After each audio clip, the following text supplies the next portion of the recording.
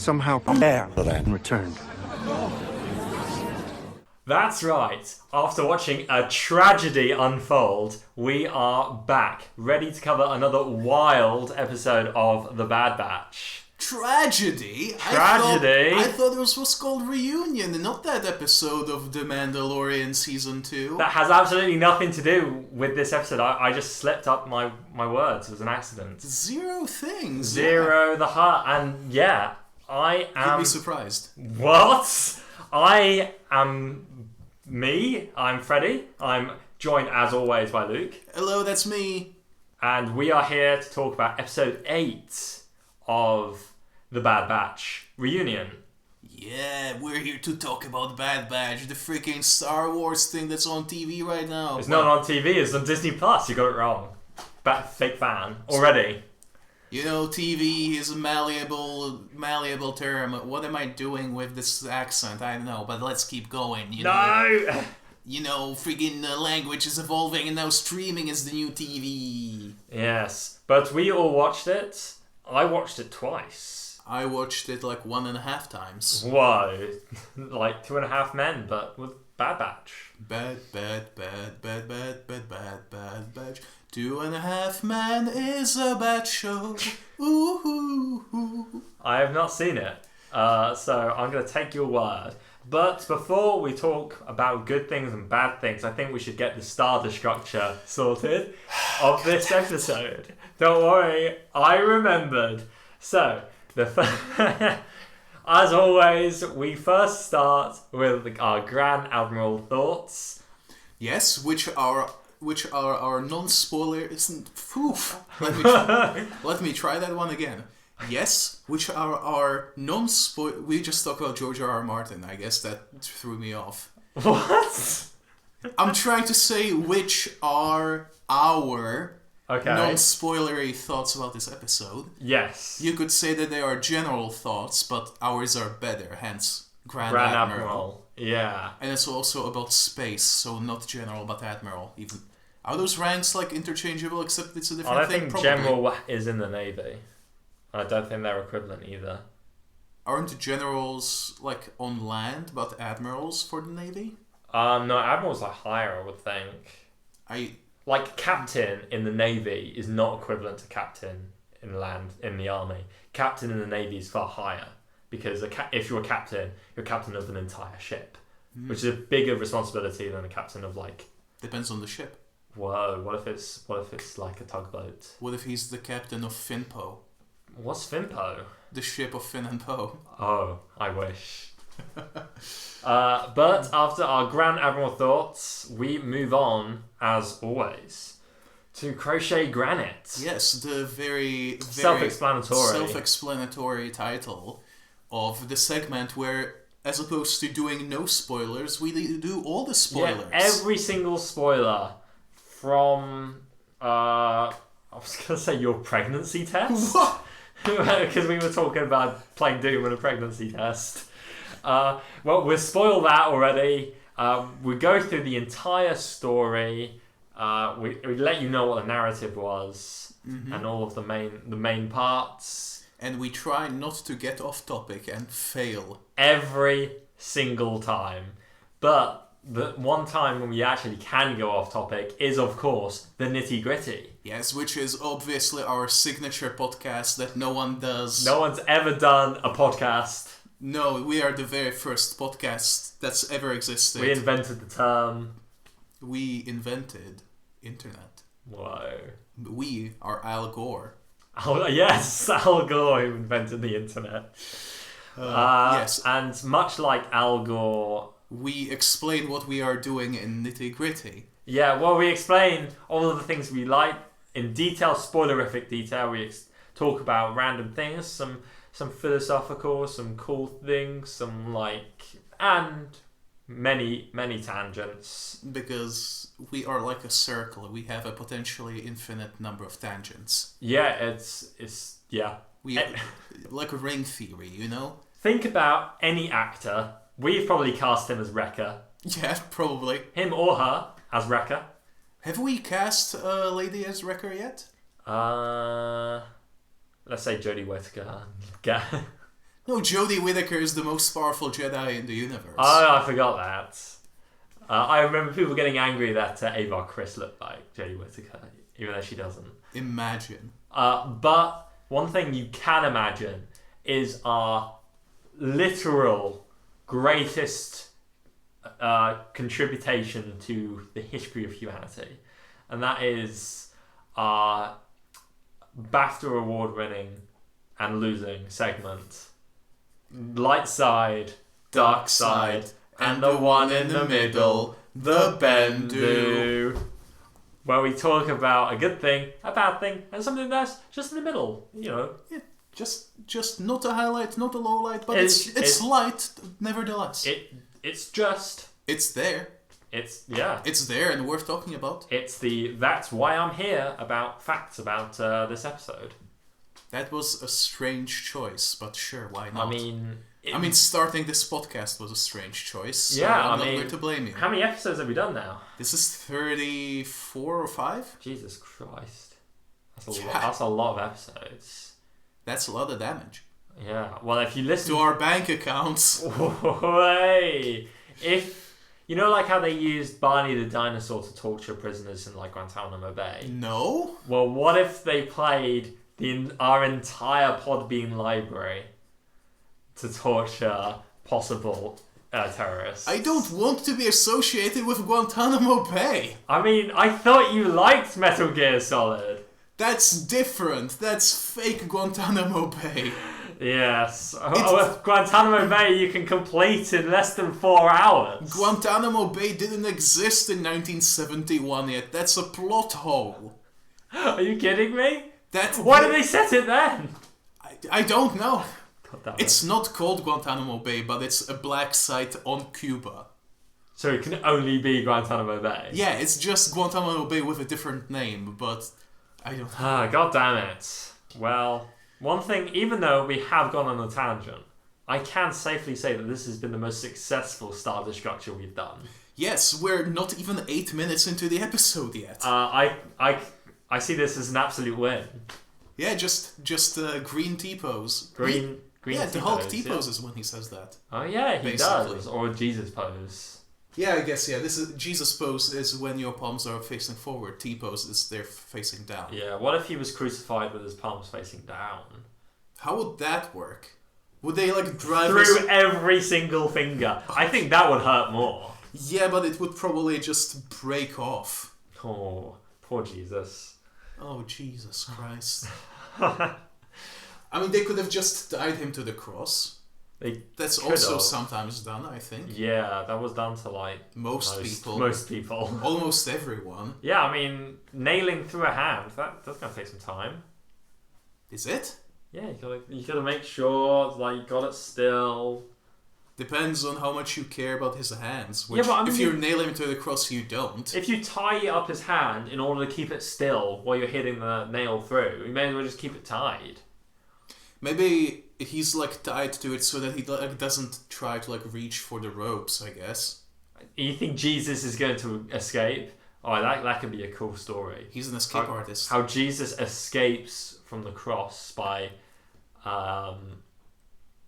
pushing the nail out with his hand muscles, because he's a pro gamer, and he's really fully equipped his hand muscles by playing so much WASD and mouse controls that he was able to use his hand muscles to just push out the nails and then escape. And then he becomes Harry Houdini. Yeah. Did you know that Harry Houdini died the same year as JFK? Really? He got punched in the stomach and died because he said, "Punch me in the stomach, I'll be fine." Because what he does is he tensed up himself so he could take the punch, and then one guy in the crowd just punched him in the stomach as hard as he could, and because he wasn't prepared, he just died because that's what happens. Yeah. So yeah, a hit to the solar plexus can straight up kill you. Yeah, exactly. So don't punch people in the solar plexus, guys. Also, I believe that Rasputin saw at least one of his performances. Really? Yeah. Wow, rah. Rasputin. Lover of the Russian Queen. Yeah. It's a good song. Very you good know song. what is also good?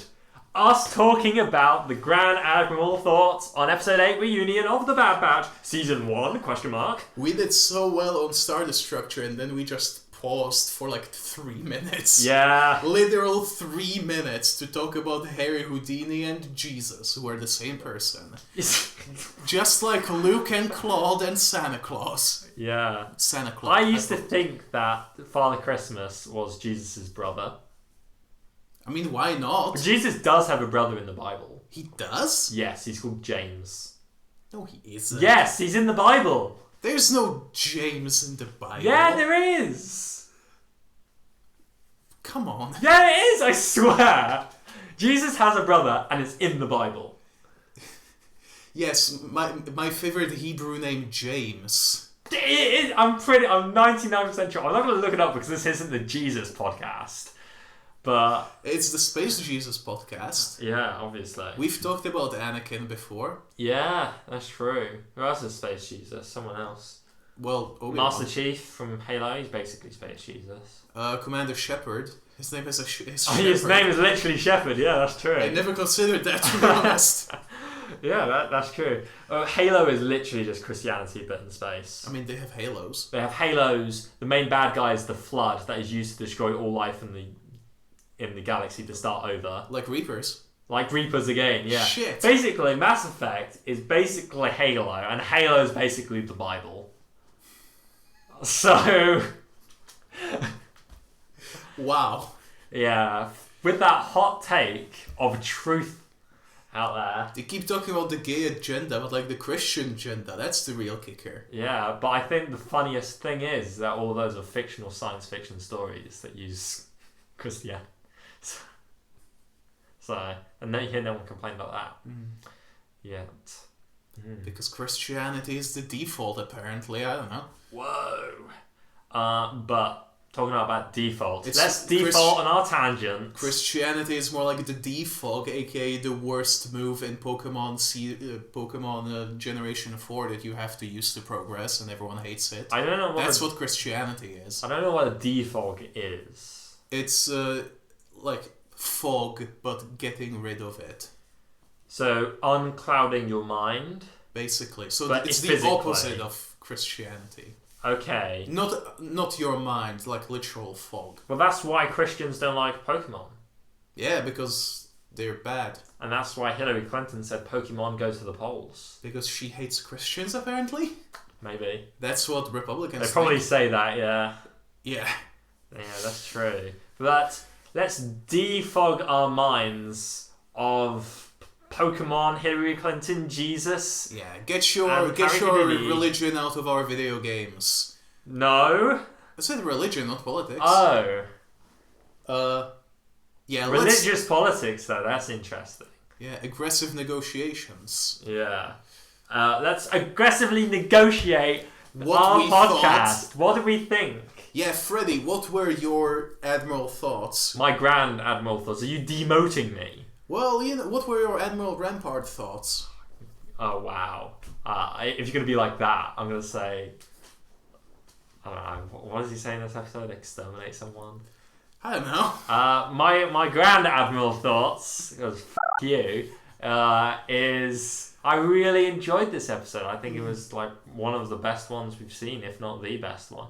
I mean, it had great character moments. It had amazing visuals, soundtrack, had some great action, great plot threads, details, reveals, one could say. Ooh, a reunion, or maybe more than one of them, or if you want to get metaphorical. Yeah, and bloody... really, it's not a filler episode, guys. Not in the slightest. It's pretty important. Yeah, like probably as important as like all the other most important one. Yeah. You could say that this one is like the most important one since the first one. I guess you could. Yeah. But then that's like saying, oh yeah, skip the other ones. No, yeah, that's not what I mean. But like, yeah. Watch all 8 episodes. And yeah. It's good. What did you... Skip Rise of Skywalker. Skip Rise of Skywalker. What did you think about this episode? I have to concur that it was a very strong episode. Like, the last 5-ish minutes of that episode specifically were possibly my favorite part of the whole series so far. Yeah. In a way, there was like one little tiny bit of it that I didn't quite enjoy. Fair enough, but we'll get on to what you disliked. We'll get to the particulars at the end of the show. Yes. Well, no, we could talk about it later, but just not the specifics.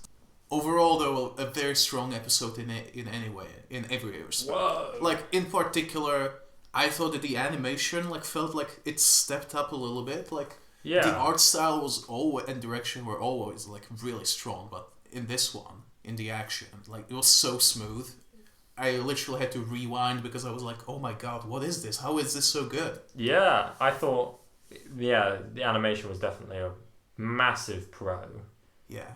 Pro golf tournament that video game Bart plays. Whatever. You know the episode I'm talking about. No. Oh, you don't? The one where he steals the bone crushers from the... Oh, from the babysitter. No, from the store. Oh. Oh well. I think the babysitter had bone crushers. I might be thinking of a different game. It's fine. It's beside the point. Okay, sorry. We talk too much about The Simpsons, or at least I do anyway. Oh, as Mr. Burns says, the Simps. Yep. In that episode from season 1. Amazing episode of The Bad Batch. Yeah, it's gonna be a pretty important one, and it has some pretty strong implications for what might happen to a certain character that was long awaited to show up again. Yeah, without spoiling too much. Let's find out as we explore the plot in the Crochet Granite segment.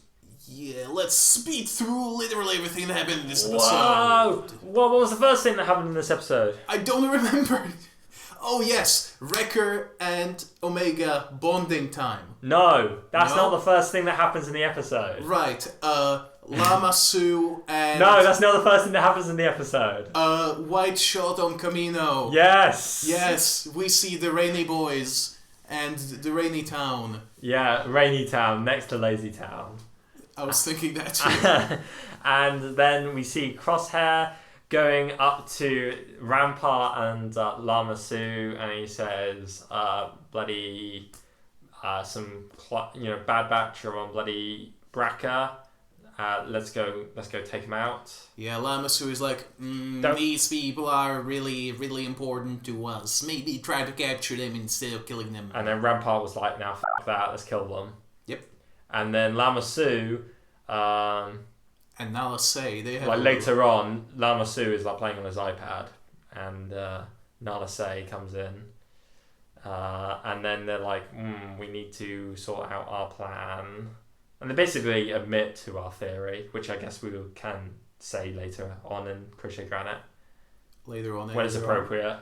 And then it's the bonding moment between Uncle Wrecker and Omega. Yeah.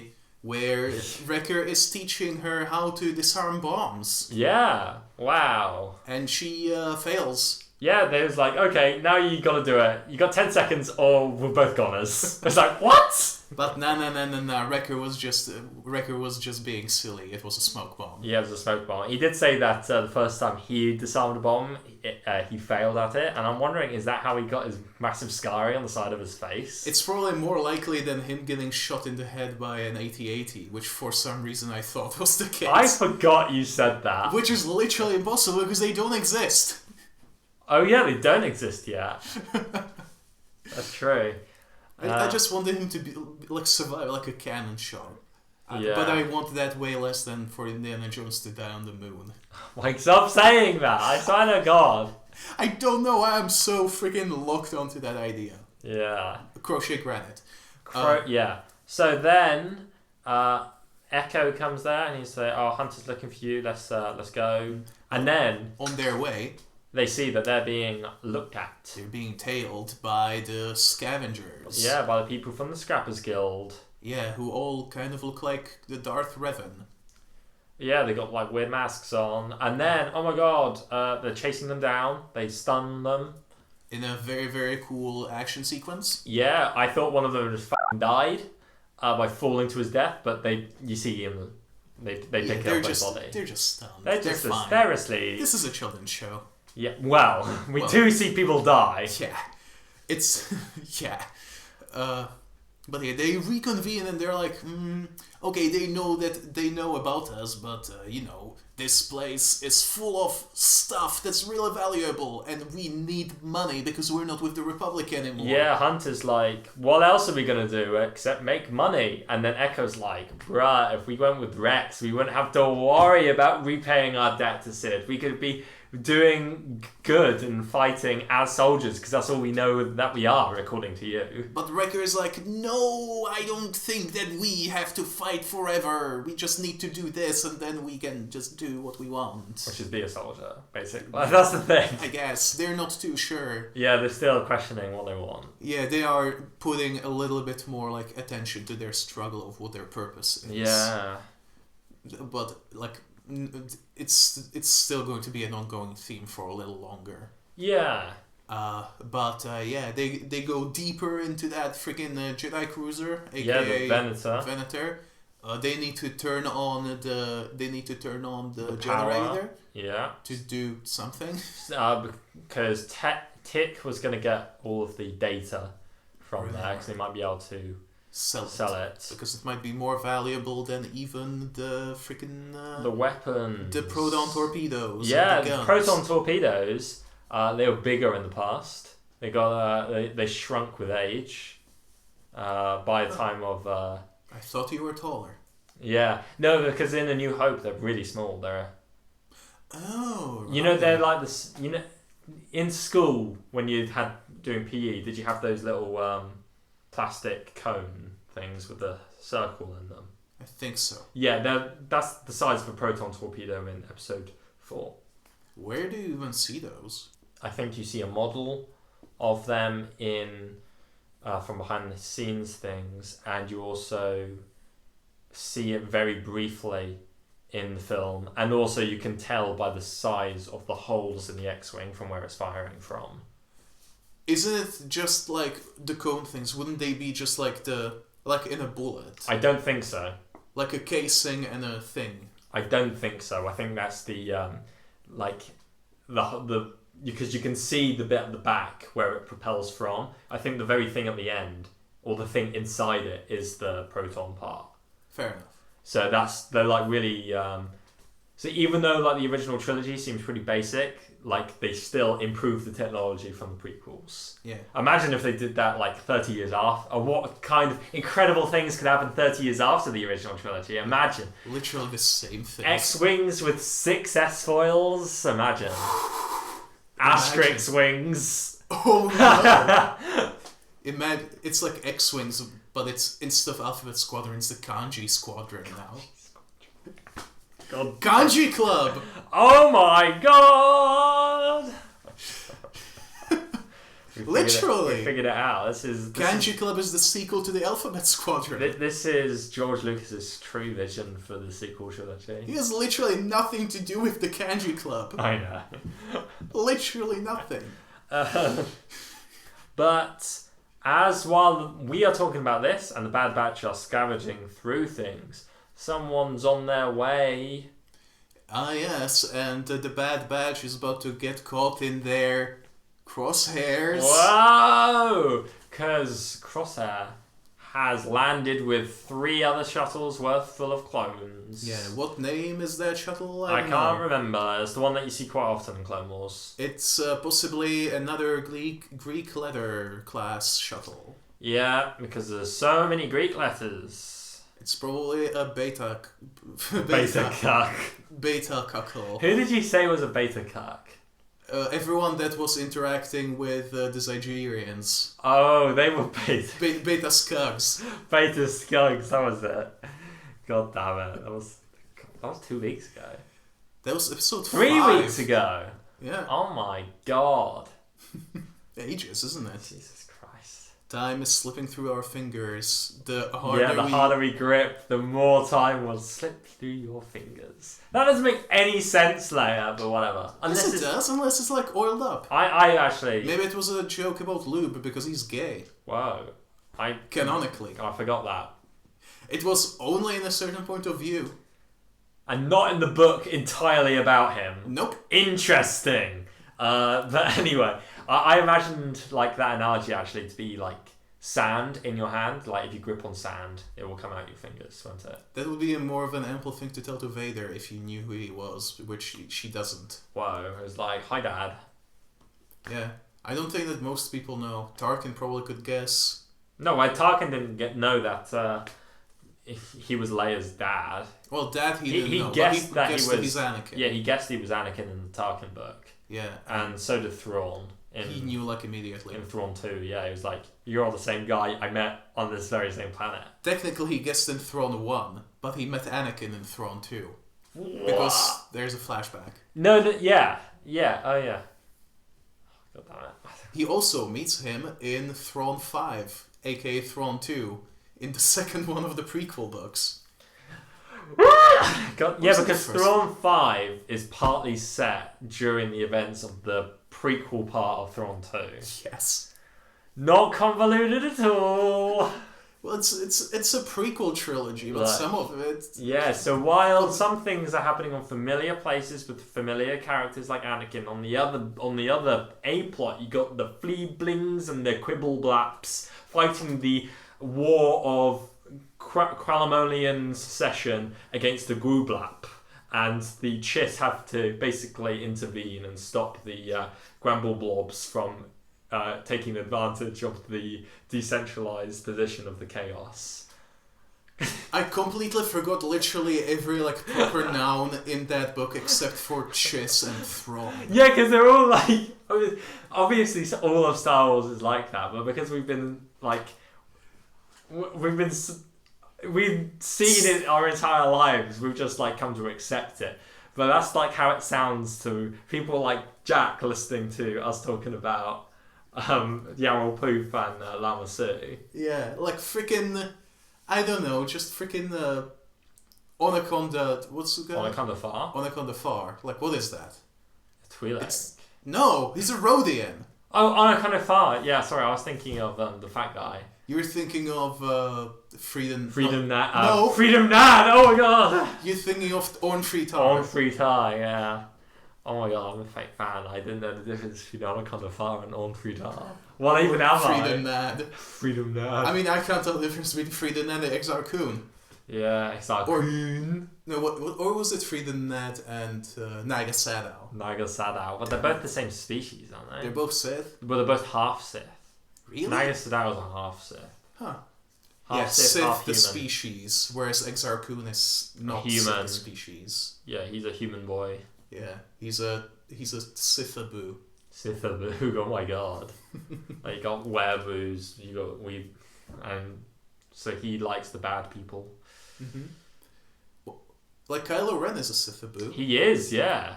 Except they're not Sith. Except they are. Yeah. What is happening? What is happening that we're on a tangent? Yeah, okay, so let's move on from the Thrawn talk and back to the Bad Batch. How did that happen? I don't know. Yeah, Crosshair is through Beta Scugs. Oh, of course. Crosshair is there, and Tick and Omega see from the bridge, and they're like, but which bridge? Is it the Starfighter bridge or the control bridge for the ship? Who knows? It's probably the control bridge because they're there for the intel. Yeah, I guess. Which is important. But yeah, they alert everyone and they start sneaking around for a bit. Yeah, they're like, let's listen to their comms and go to the place where the clone troopers aren't going. But joke's on them. Oh my god, they got tricked! Yeah, they get ambushed in the gun room. Yeah, bloody Yoda shows up with the bloody Toydarian and Reese the Welsh clone trooper. Oh, sorry. I'm getting mixed up, of course. We're not talking about Ambush, the the first episode of Clone Wars. Yes. We're talking about an ambush where a scary lady with a flamethrower comes up behind them. Whoa. And it's in a familiar setting, if you know the very cool intro to Revenge of the Sith, because it's in the artillery place. Yeah, where all the big cannons are, and where all the clones exploded. The things that are not eerily, but surprisingly completely absent from the entirety of the Clone Wars. despite being one of the few places in the Venator that we see in live action. Which I always find kind of weird. Yeah. Oh well. It's possibly because like space parts were usually like more focused on space like starfighters. Yeah, it would have been interesting to see though. Yeah. I mean, you had an entire show, like 7 seasons. I'm pretty sure you see them in Lego Star Wars though. Whoa. As we all know, the Lego Star Wars 3, The Clone Wars, is the true canon revelations. I stopped playing it. I didn't enjoy it that much. God damn. Yeah, so they're in there, and then they have like the Bad Batch are like, okay, let's fire the artillery because the ceiling is gonna fall down because it's pretty old and it's gonna collapse. So if the artillery goes back and shakes everything, the ceiling will fall and we can escape. Yeah, that's Echo's job. And while he's doing that, Hunter is like, wait, Crosshair! What we? What's up? He said, what we? No, I didn't. Okay. He was like, my name is Hunter, don't do this, Crosshair. Your beef is with me, leave the kid alone. Meanwhile, Crosshair is like, shoot the baby. Shoot the baby, yeah. And just while that was going to happen, bloody artillery goes off, bloody knocks a bunch of people with a recoil and shakes the roof, and everything starts falling down and they get a runaway. Yeah, they run away, bravely run away. Yeah, brave Sir Hunter, brave Sir Ricker, brave Sir everyone. Yes. Does Ricker yeet the proton torpedo on the flamethrower lady before then or after then? When they were escaping, like the flamethrower lady comes up, fires the flamethrower, and then Hunter just yeets the proton torpedo at her. Ricker does. Ricker? I said Wrecker. I'm pretty sure you said Hunter, but it doesn't matter. Oh, it doesn't matter. I meant Wrecker. The flamethrower that has a very short reach. Yeah. It stops like literally like a meter in front of them. Yeah, and they're like, well, that's inconvenient. Yeet. Didn't actual flamethrowers have like a 50-meter range? Yeah, they're very long. That's so scary. But flamethrowers fire very flammable things, like almost napalm, don't they? Yeah, very inflammable fluids. Why does inflammable also mean flammable? For the same reason why regardless and irregardless mean the same. God damn it! It's so annoying. Why is intimate not the opposite of timid? Yeah, why can't I be whelmed? Yeah. Well, besides the point, the Bad Batch escapes through a level from Jedi Knight Dark Forces 2. Whoa. They go through the ion engines of the Venator. Not to be confused with twin ion engines. Whoa, that's what TIE Fighter stands for. Yeah. Bloody... Yeah, they go through there, but Crosshair is one step ahead. He's like, he knows that they're going to go there, because he's been with the team, and he's like, okay, let's surround them, get one of my covert, totally not Death Troopers to go to the bridge, kickstart the engine, and then fry him alive. Yeah. But freaking Chekhov's bombs kind of come in clutch. Whoa. Because they set them all around the engine. They're like, well, if we blow off this engine so that it falls, we might get pulverized, but at least we won't get fried. Yeah, like Echo says, if we stay here, we'll be incinerated. I would also say it's not Chekhov's bombs because we only saw them once before instead of 3 times. So I don't think what that means. No, like with Chekhov's gun, you usually see it more than once. The most basic Chekhov's gun is if there is a gun in the first act, it has to fire before the end of the third one. Yeah, true. But like the more like involved and stuff, that would probably be. Yeah, like, they were also round with our joke last week. Oh yeah, the great the Chekhov's joke. bedroom. Yeah, but the bombs that they used were round instead of the hexagonal ones that they were testing with the Mega. Yeah, which I have thoughts on. Wow. Well, not the shape of the bombs, but the Chekhovness of them, I guess. Whoa. Because I disagree with my own statement. Because I'm saying it wasn't the Chekhov thing. I don't think it needed like it's fine as it is because you can assume that they have bombs because A, they're the Bad Batch, and B, they've been rummaging around a Venator for the last day looking for weapons. So yeah, that is not my issue. I will explain later. Okay, well, what happens? It's not even really an issue. What happens is the Venator's engine's turning on, and they bloody Bad Batch blow up the part of the engine, so the end of the engine falls off, and that part of the engine sort of contained the power and presumably radiation and heat of the ion engine. When that fell off, bloody fried a bunch of the clone troopers and Crosshair. Yeah, he doesn't die, but he basically turns into Dengar. Yeah, and no!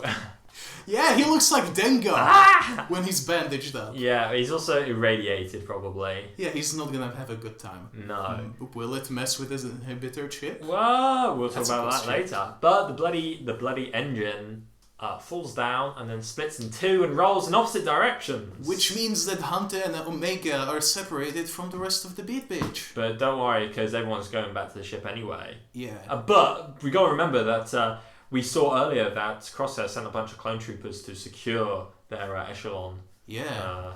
Omicron. Omicron. Yeah, Omicron. Omicron class shuttle. Yeah. But which is where Hunter and Omega are headed. But yeah, but they're not being shot at by clones when they're there. Instead, it's a bunch of dead clones. Yeah, and Hunter is like, this couldn't have been the handiwork of the Scrapper Guild. Yeah, who was this? Well, these shots are too precise for the Scrappers Guild. But it wasn't much work at all. Because who killed them? Who shot the sheriff? Who shot the sheriff? Who freaking killed the What was the motivations of the guy with the harmonica? Whoa. You definitely hear a harmonica. Why do I hear Western music? Yeah. Why is Lee Van Cleef here? Well, why are people speaking in dub? Why is everyone speaking a different language on set? It's because... Why do I smell spaghetti? And then stepping through the doorway is none other than friggin' Cad Bane! Oh my god, with his little droid pal. Voiced by Seth Green. Yeah, love that guy. Of Scooby-Doo 2 Monsters Unleashed fame. Yes. Oh my god, Cad Bane! And he wants Omega. Yeah, he's here for her. And Hunter obviously doesn't want to let her go. Yeah, and then they get ready to have a bloody high noon duel. It's high noon. Yeah, and... Cad McCree over there. Who's that? Is that the guy from Overwatch? Yeah. Oh. I think his name is just McCree. I don't know. But they have the duel thing. Of the Fates? Bloody Cad Bane hasn't even got his hand over at his holster.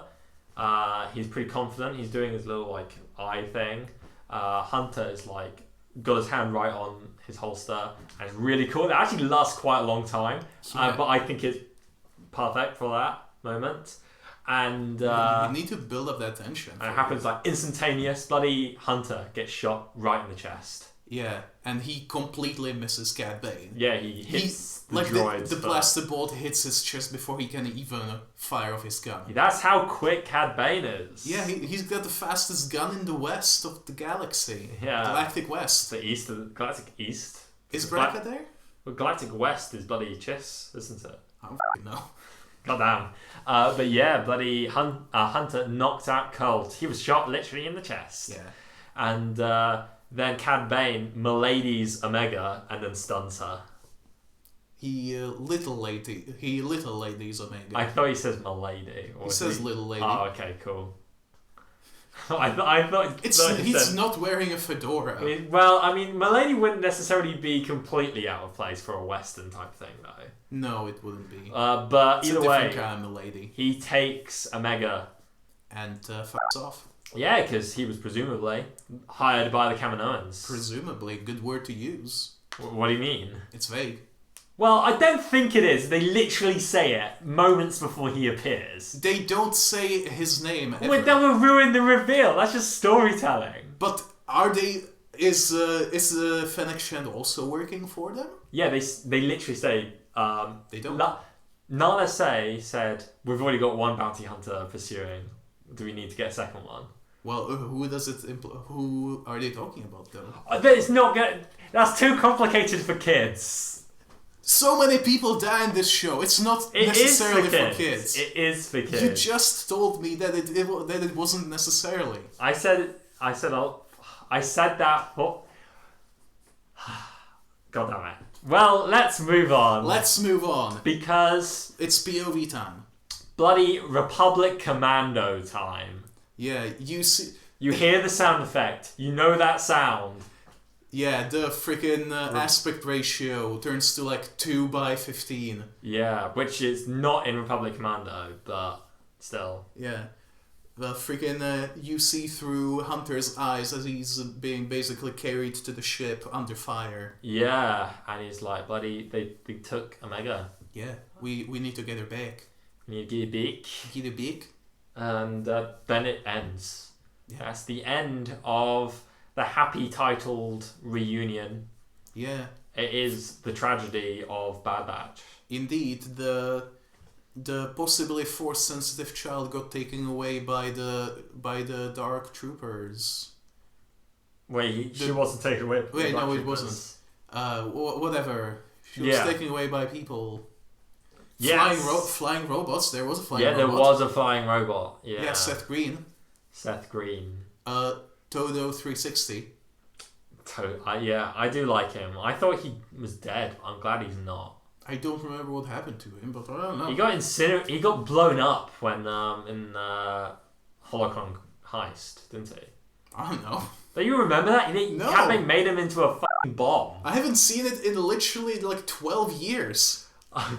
It was quite sad. I know. I think he did survive that somehow, but like Cad Bane threw him down the ventilation shaft into like the council holographic chamber. You know, like what you see in Revenge of the Sith when they're all talking about stuff, and then the Jedi are like, "What the f*** is that droid doing?" And then they find out like he's beeping, he's a bomb, and then Toto 360's like, "I'm a bomb, help me!" And they just chuck him back up the ventilation shaft and he blows up. I was like, rip. That feels familiar. Well, maybe they had just like a backup drive of his memory. I think like Mr. Bones. Yeah, remember I think he Mr. did Bones? survive. Well, no one else does because he comes back as a different type of droid. And he also comes back. His memory chip comes back in the Poe comic. Really? Yeah, they put him in like like a protocol droid or something. That's kind of dumb. Why? He dies though. Didn't he sacrifice himself? Not his memory chip. Death has no meaning. They're droids. Of course it doesn't. I guess.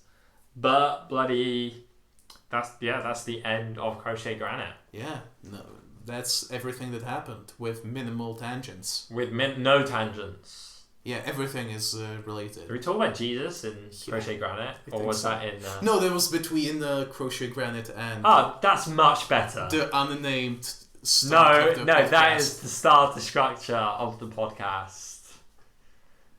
I'm never going to let it die. It's staying... I will kill it if I have to. No, it's the only thing that works. No, it isn't. Yes, it is. Okay. It isn't and it doesn't. Tell us down in the comments below if there's anything else that works in the entire world. What works? Capitalism doesn't work. Oof. Next thing is, of course, in our starter structure, because I'm saying it again, is the nitty gritty, when we can talk about anything that we want. And you mentioned that you wanted to talk about something. Yeah, the Chekhov's bomb. Chekhov's bomb, yeah. Because, as we've seen most recently last episode... Whoa, that was last week. Yes, and also pretty prominently several times throughout The Mandalorian.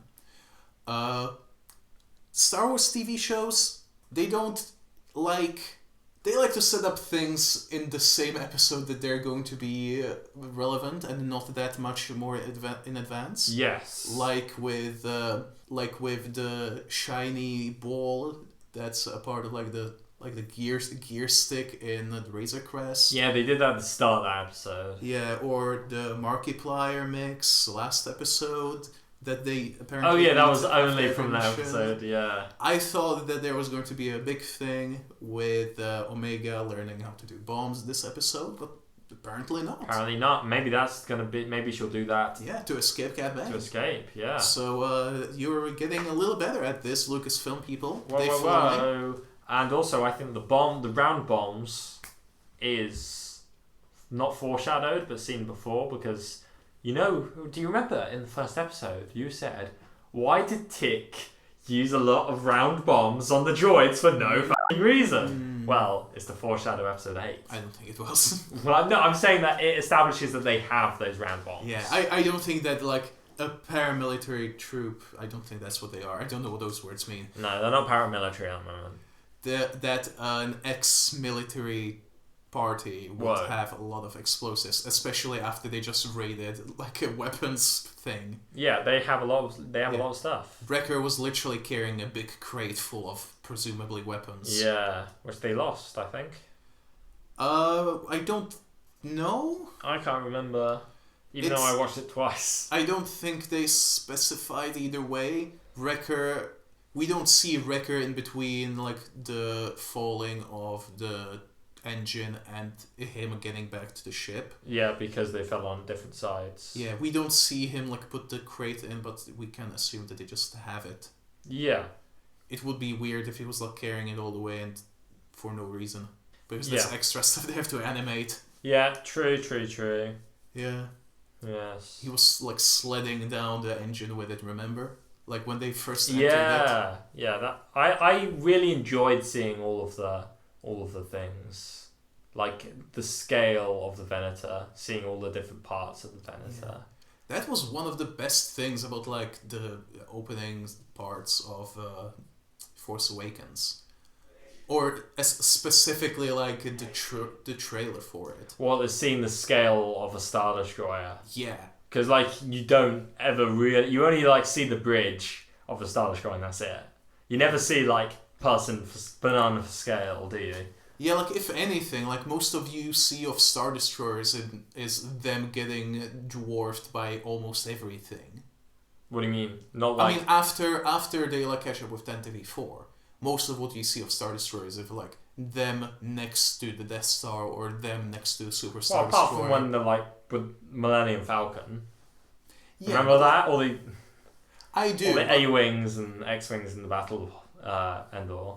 But like, that's not as memorable as like the things that like the Star Destroyers make look big. No, I know what you mean, but I'm saying that that's also not true. We do see them next to other things. It's not literally all of it, but like, look at like end of Rogue One. Yes, one of them shows up and it's like it like wrecks shop, but like you also have that scene with like so many Star Destroyers like in the shadow of just I know what you mean. Like the opening of A New Hope is to establish its scale, and then from that point it assumes you know that scale in order to scale everything else. Mm-hmm. Yeah. But I'm just saying that like the more memorable moments to me, at least, I might be in the minority there, is the things that make them look small, as opposed to this, which makes them look like literally bigger than mountains. Well, Venator is smaller than a Star Destroyer.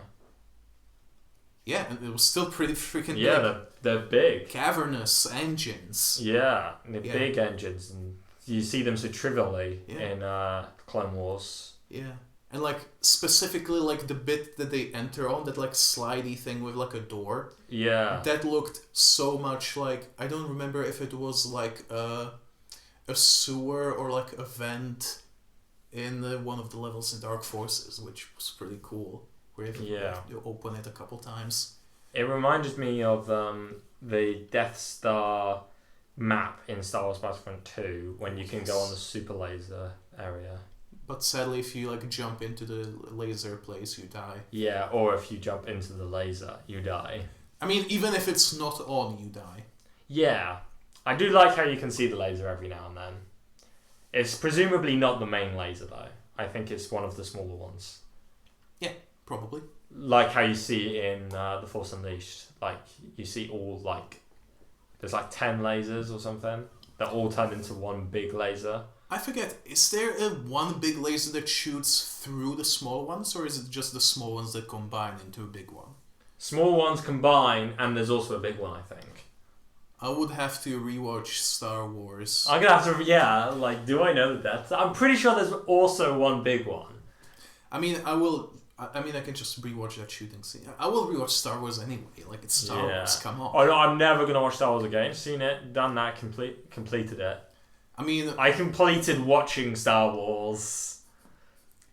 Okay, Gerard. Yeah. I mean, he did do an episode on completing watching freaking Breaking Bad.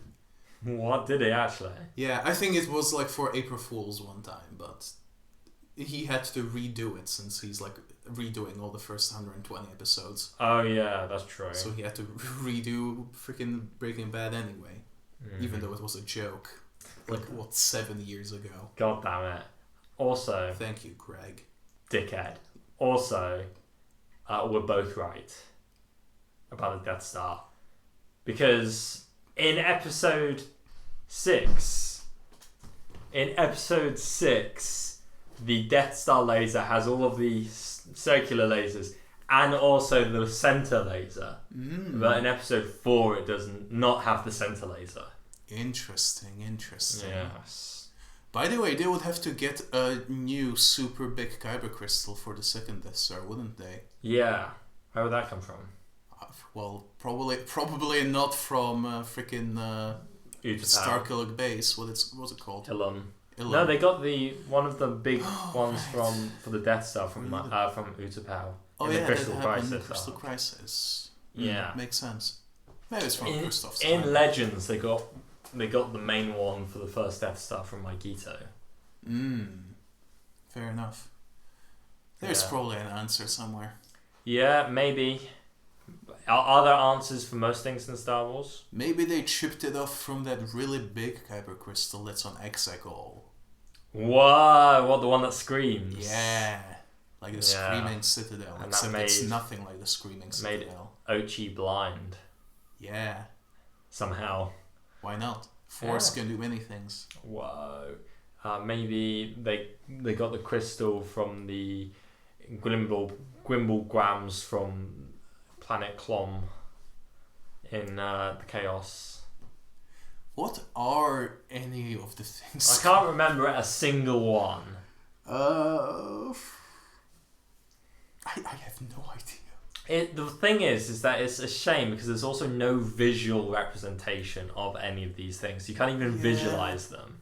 Like, they did a lot of like designs for the High Republic, so you can at least, well, partially because they're also doing comics of it, but yeah, it would be good to at least, like, you go on Wikipedia, there's nothing.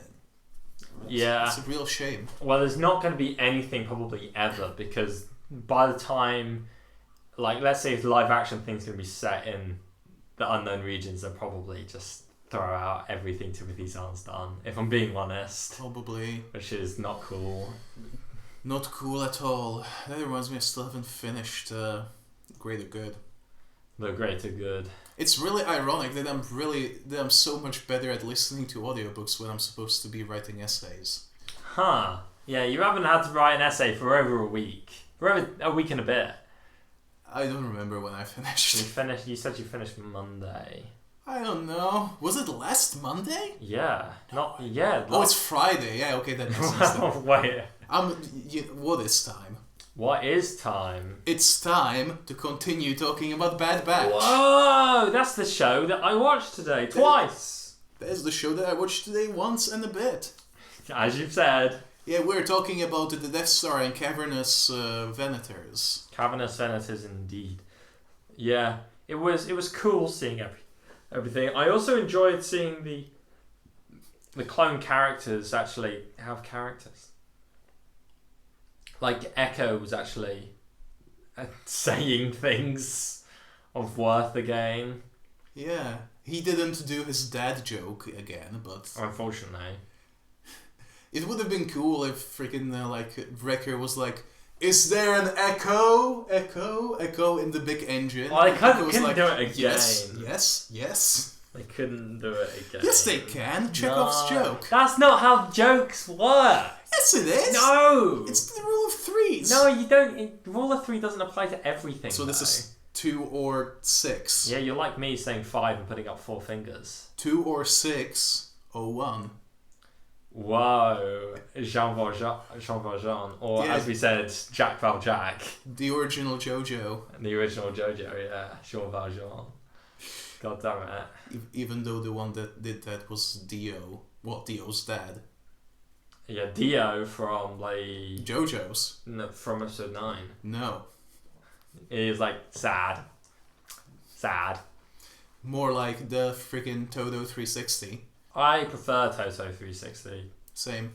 It's Todo, like everything in Spanish. I was sad that his leg got blown off though. His booster. His booster. I was sad that it happened, and they did a silly thing during the tense moment when Hunter was shot and Omega was sad. Yeah, it was more jarring on my second viewing than the first. Spoiler alert, that's my dark side. Oof. I've got a different dark side, don't worry. Fair enough. Yeah, what did you think about Hunter Crosshair getting just irradiated?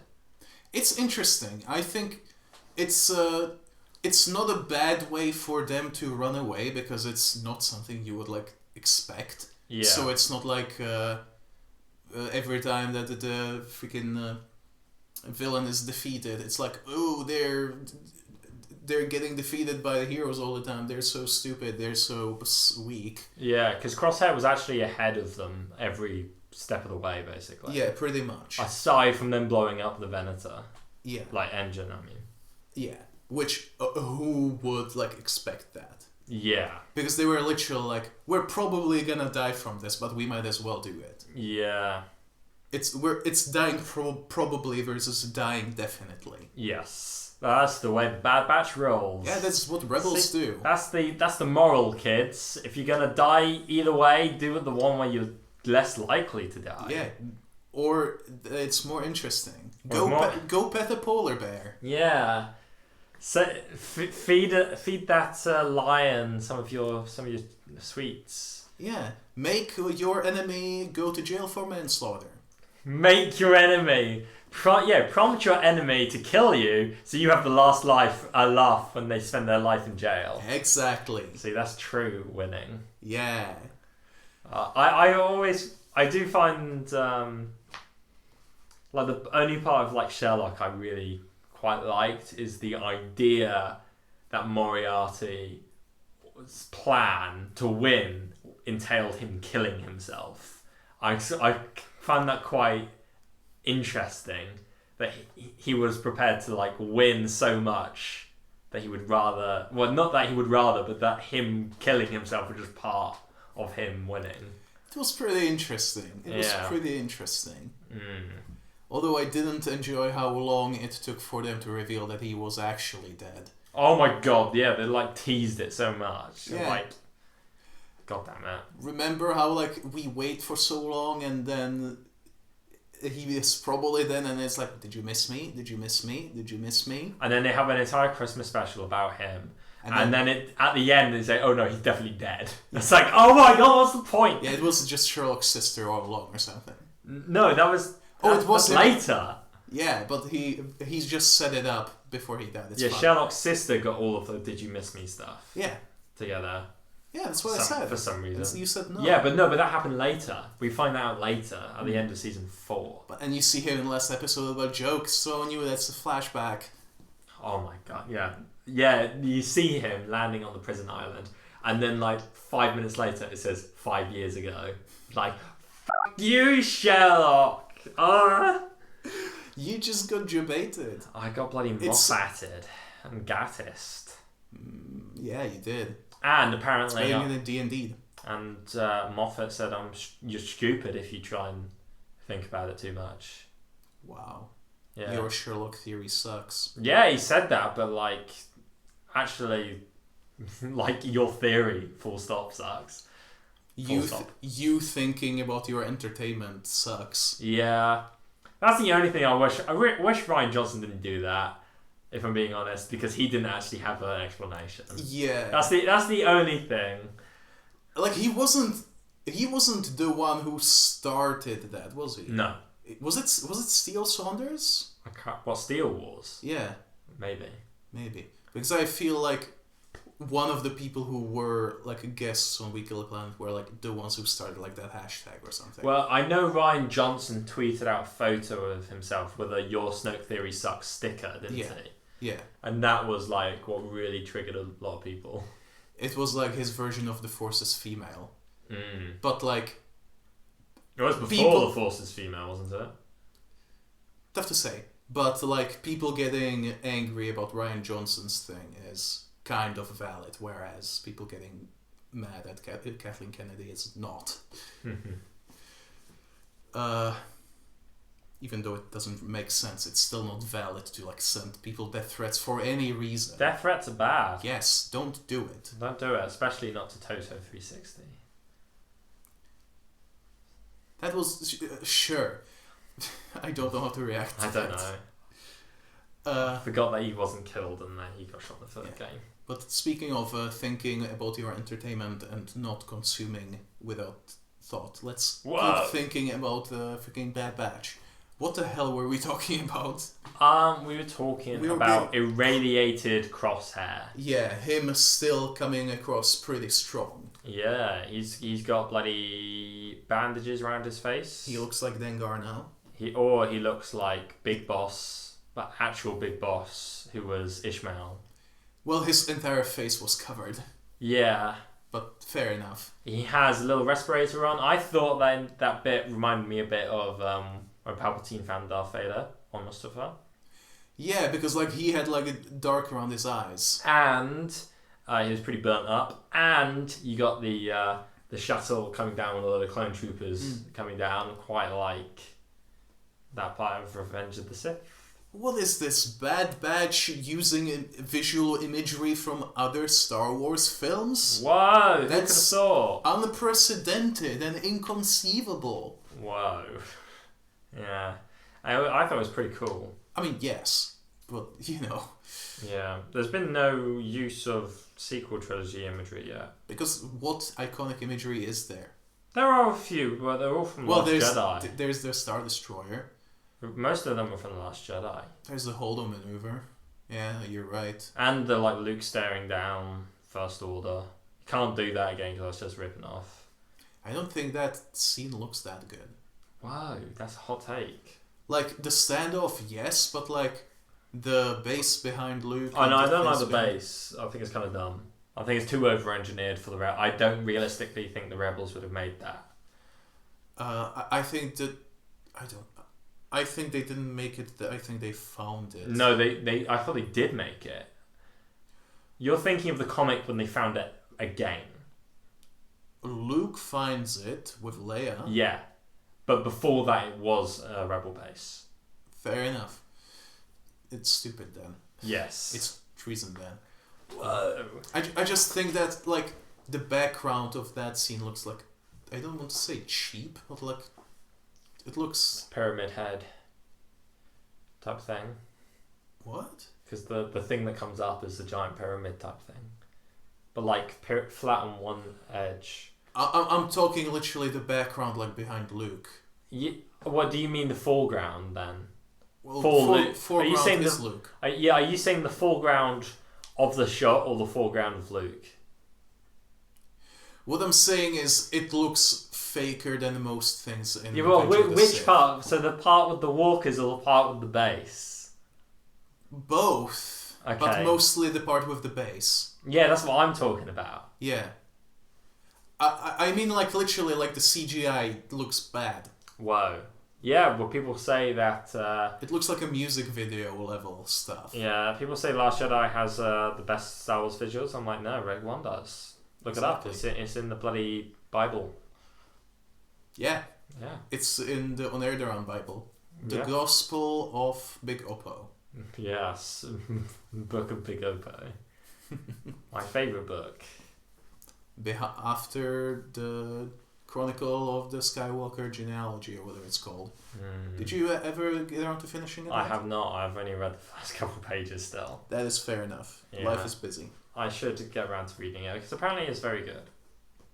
So, and I enjoyed learning about Whoopi in the first couple of pages. Learning is pretty Whoopi credit. Yeah.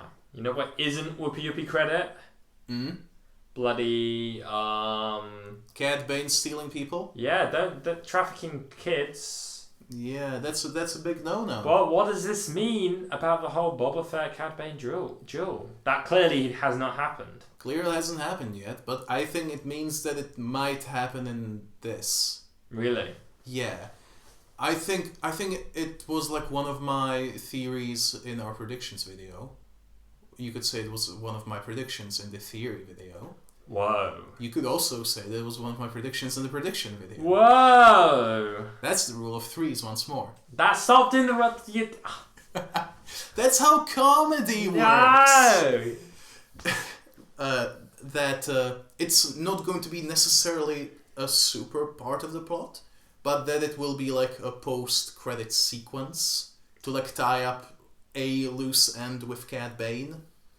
I don't think they would do a post-credit sequence for this series. I think if there is a post-credit sequence, it would relate more to the plot rather than not. Tough to say. No, I'm not saying at the end. And also, that's the scene. I'm not saying at the end of the show, like at the end of like Cad Bane's involvement. There's no way they would do a post-credit scene like that. I mean, why not? I don't think they would. Why not? Because they don't do that with animated shows. They never have. Well, I mean, Dave Filoni is an innovator. If they didn't do it for the Clone Wars finale, they're not going to do it for this. They're definitely not going to do it halfway through the season. I mean, this isn't Clone Wars, though. This is its own This thing. isn't WandaVision. They're not going to bloody do that. WandaVision did it. I know, I said this isn't WandaVision. Well, it might be. Wow, maybe that's the WandaVision all along. Imagine if WandaVision came out like 5 years in the future and they did one of the episodes in the style of Clone Wars. That would be fucking terrifying. The world famous sitcom, The Clone Wars. Yeah, my favourite sitcom. The Vision kind of looks like he's in the Clone Wars art style. What, painted face? He's very square. Yeah. Especially White fake Vision. Vision. Well, he's not fake Vision. He's White Vision. He's real Vision, if anything. What? They're both real Vision. Yeah, I know. That's White Vision, though. Yeah, White Vision. Body Vision. Yeah. Body Vision and Soul Vision. What? That's what they are. Yes. He was made from the Soul Stone and memories, right? Or is it the Mind Stone? It's the Mind Stone. Whichever. That's it, because it's the one from Loki's scepter. What? Whichever. What do you know? That is no, it's not whichever, it just is. Scarlet Whichever. They got it wrong in WandaVision in the finale. They said the Soul Stone when it is the Mind Stone. I don't think you're listening. I said Scarlet Whichever. I know, I heard you. I said Scarlet Whichever. Rule of threes. You have to say everything 3 times, then it's automatically funny. That's the rules. Why did we make this podcast? Why did we make this podcast? Why did we make this podcast? Now we're summoning Beetlejuice. Oh, hi there. Oh, hi, Mark. If you say subscribe to Air-Deraan 3 times, a good podcast will appear behind you. Right, I'm not going to say that then. No good podcasts here then. What do you think is going to happen with Omega then? Do you think she'll get taken to Camino? I don't think. I want to believe that Cad Bane is not working for the Camino. Why do you think that? I don't know. It's just they literally say it in the friggin' episode. They don't literally yes, say. They do. No, they don't. They don't specifically say it. They strongly imply. They strongly imply as to not spoil the reveal. There's a difference. Look, if I'm going to have wild and strange and stupid predictions, eventually one of them is going to be okay, which correct. one is it? Okay, so what's your wildly strange prediction? Crime syndicates, maybe Hutts. Zero the Hutt's dead. He got shot by sliced noodles. Marlowe the Hutt is alive. And canon. Yeah. He is canon. He's in War of the Bounty Hunters. Therefore, he cannot die. Rota the Hutt is alive, maybe. Question mark. He might have got retcon though. Yeah. Because it's clear that just because they use elements of external material doesn't mean it's actually canon now. And also, I do want to believe that Rota the Hutt is still a baby by the time Mandalorian happens. Yeah. Because I want him to be in... Book of Boba Fett. Book of Boba Fett, but what's the town's name? Mos Pelgo. Yeah. In the school. In the school. But I mean, they might retcon that. Yeah. Because that is true in the book. In canon. They have a baby Hutt. Yeah, it's in the book, but I mean, now it's less likely that it's true. But I want it to be true. Look, you know how we were all told that everything is canon and everything's going to interconnect? Well, you're a sucker for believing that. It's Your Snoke theory sucks. It's not true. All of it. The Jedi, the Marshals, the Snap Wexley. They might say Snap Wexley was... I wouldn't be surprised if there was a bit where Wedge Antilles is like, oh my god, Snap Wexley... Like someone says over the comms, oh my god, Snap Wexley just died. And then J.J. Abrams wrote in the script, like, Wedge Antilles says, who? And then it's like, you gotta cut this out, JJ. You gotta cut this out.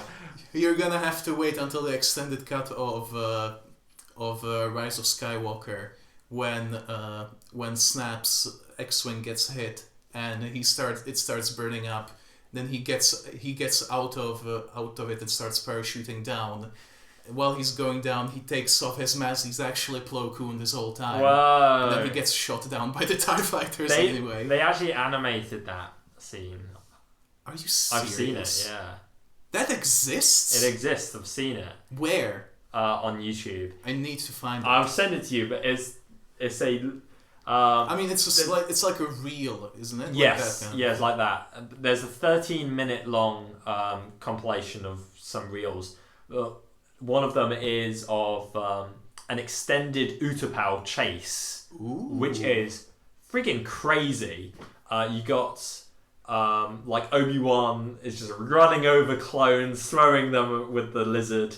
They're going through like the streets of Utapau through massive plains where huge battles between a massive droid and massive clone army were firing in between. And they're like going in between the front lines while things are firing between them. And then like Grievous goes onto like an Utapau like highway, and then he like goes onto a train track and like going through a tunnel, and then there's a train coming, and then wait. What? Not the train. What are they called? Maglev or whatever. No. They're called. Sorry, I forgot. They're called something else. Sorry, continue. And then like Obi-Wan in the lizard. Railjets. Yeah, Railjet is just the thing. Yeah, whatever it is. Bloody Obi-Wan and his lizard guy. They go over the tunnel to get away from the Railjet or whatever. But Grievous on his spinny thing just goes through the train, and you can hear. On the real audio file, screams of women and children while the thing goes through. I'm like, holy shit! And it goes through the entire train, like Grievous was spinning on his death machine. And then when it gets to another huge battle that they're going in between, and there's like a bunch of like dead clone troopers like there, and then Grievous like turns his thing around to face Obi-Wan. And then he just keeps his spinny thing still, but like starts spinning it around, and it's like cutting up clone troopers' dead bodies and flinging bits at like Obi-Wan. He's like trying to deflect and like cut them through with his lightsaber, and there's like bits of clones like churning up clone troopers and throwing it at Obi-Wan. Can't be real. It's real. I've seen it. And then like Grievous like runs around. It's insane. That sounds expensive as Yeah, it would have been. And it's like 6 minutes long. No wonder it's not in the movie, but I wish it was. I wish it was. It was crazy. And also, there's a like in the fight between Obi-Wan and Grievous in this version, like Obi-Wan like rips out Grievous's heart and like chucks it on the floor, force pulls the gun and explodes it. It's like, it was mad. And then he kicks Grievous's dead body off the platform. It's crazy. Payoff for how he tried to kick him in the shin earlier. Yeah. Oh my god. Chekhov's kick. Ah. Rule of threes. Yes, it was a great sequence. I need to send it to you. Yes, please. Yeah. I wish that the 4-hour cut of Revenge of the Sith was real.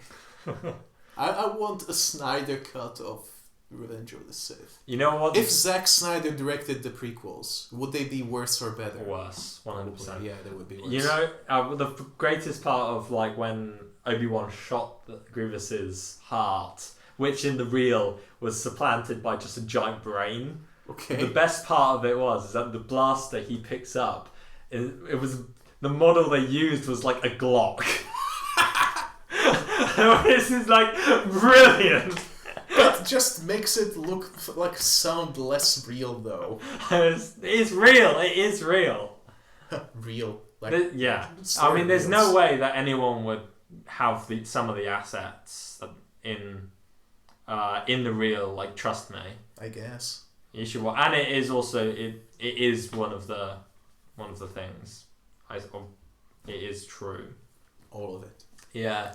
And there's a reason why it wasn't made, because not only would it have been very expensive, also pretty R-rated by the sounds of it. Yeah, there's no way they can show General Grievous going through a train full of women and children and then cutting up clone troopers' dead bodies and throwing it at Obi-Wan. So I think they could get away with the train with the trooper bits. No. Yeah, they didn't show the women and children getting run over. You just hear their screams. Yeah. And it's implied that they get killed. So good times. Yeah, good times. It was yeah. I recommend watching it. Please send. Yeah. I would be very happy. Send Vati Vidya. And I will also definitely rewatch my absolute favorite deleted scene. Maybe we should try the. Oh yeah, the one where they do the like secret signals thing.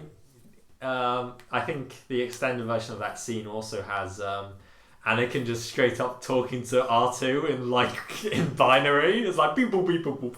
It's like amazing. It's the best. It wouldn't work in the absolute movie. No, it wouldn't work. But I loved it though. If they did like what I think every movie should have, if they did like bloopers over the end credits, and they just put that in there. Yeah. That would be every movie should have that.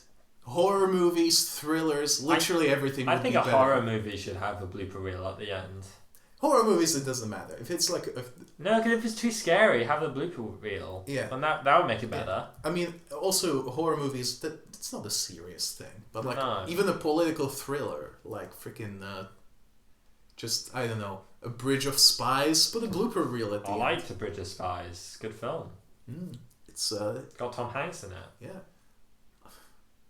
I wonder if Tom Hanks is like a super goofy guy or a super serious guy. I don't know what his vibe is. He got COVID from Borat, so think of it as you Canonically. will. Canonically. Fucking hell. Would you like to see Tom Hanks... I have to bleep that. Oh, so sorry. Would you like to see Tom Hanks in Star Wars? Why not? Yeah. I was thinking the other day, I would like to see Charles Dance as an Imperial officer in the Andor series. They could have just made him Tarkin in Rogue One. They don't look that similar. No, but the guy that played him in Episode 3 and in Rogue One already looks like but Tarkin. they CGI'd over him. Yeah, so they should have just kept him in, but whatever. Yeah. But I would like to see Charles Dance in it. And much like how when I wished Richard E. Grant was in Star Wars, I got my wish and he was wasted. I hope they don't waste people like Charles Dance. Yeah, or Tom Hanks. Yeah. I think Tom Hanks is a bit too big to be in Star Wars. Maybe. I think he's got too much of a recognisable face. Possibly. Like, you wouldn't want, like, freaking Daniel Day-Lewis in Star Wars. Why not? Ooh. I don't know, it's just it's not his kind of movie. Have him be like an unhinged guy. You know, like in There Will Be Blood. Have him be like Quinlan Voss. Oh my fuck! Daniel Day-Lewis is Quinlan Voss. Have Daniel Day-Lewis literally fall to the dark side. And he crushes someone's head with a bowling ball. He drinks everyone's milkshakes. My favourite Quinlan Voss. He drinks everyone's Java juice. He's the Jogan fruit flavoured Java juice. Yes. I think Daniel Day-Lewis. Yeah, why not? Bloody. I don't think Kurt Russell could fit in. Why not? I don't know. He's in Stargate. Why not Star Wars? What was he in Stargate though? Yeah. No, what was he? He was the main character in the movie. Yeah. Yeah. Well, one of the main characters. Yeah. It was Colonel O'Neill. What about the other guy? What's his name? He was Obadiah Stane in the first Iron Man. He was he was from the Big Lebowski. Record. He was in Tron. No, Big Lebowski. What was I thinking of? What was I? What are you? Are you okay? Yes, I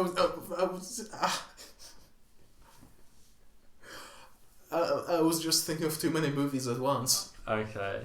Of Mice and Men being John Malkovich and Big Lebowski at the same time. Wow. They became the same thing. The same movie.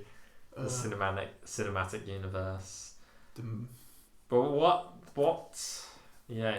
Could he work? I think he could work as like a rebel officer guy who's a bit big. Well, the dude. Yeah. What's his name? You know his name. I know his name, but I forgot. Yeah. Broden. Broden. I imagine Broden. He is in Star Wars. He's Rex. As Cowdoy. Broden as Cowdoy, as Captain Rex.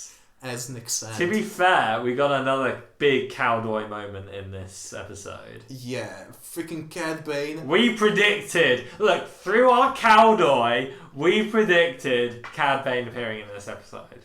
And we made Blues Brothers jokes last week about George Lucas's brother. So, what can I say? We talked about freaking Benedict Cumberbatch as a Duros. Yeah, we basically predicted. So you need to subscribe for our amazing abilities. We're the Nostradamus of Clone Wars. Caddoy. Caddoy. No, can't do another Cowdoy thing. There's only one image I can use of him. Cowboy. Oh my god. Yeah, but instead of Cad Bane being on a mission from God, he is certainly on a mission from the Kaminoans. Probably. I'm sorry, he's not. I don't think it's crime syndicates. There's too many threats. But you know what the real connection between Cad Bane and the Hutts is? What? Cad Bane is voiced by the same person that voiced Zero the Hutt. Really? Corey Burton, I believe. Whoa, I don't know that name. Yeah. Who else do you voice, or just those two? He voices minor-ish characters in literally every Disney property that exists. Oh. He's Ansem the Wise in Kingdom Hearts 2 onwards. I don't know who that is, but okay. He's the main villain of the first game, and then he's someone, I don't know. I thought that the main villain was Xehanort, but he's not in the first game at all. I don't understand Kingdom Hearts. I think it's revealed that Xehanort was kind of everyone, controlling everyone. Is he a Soviet?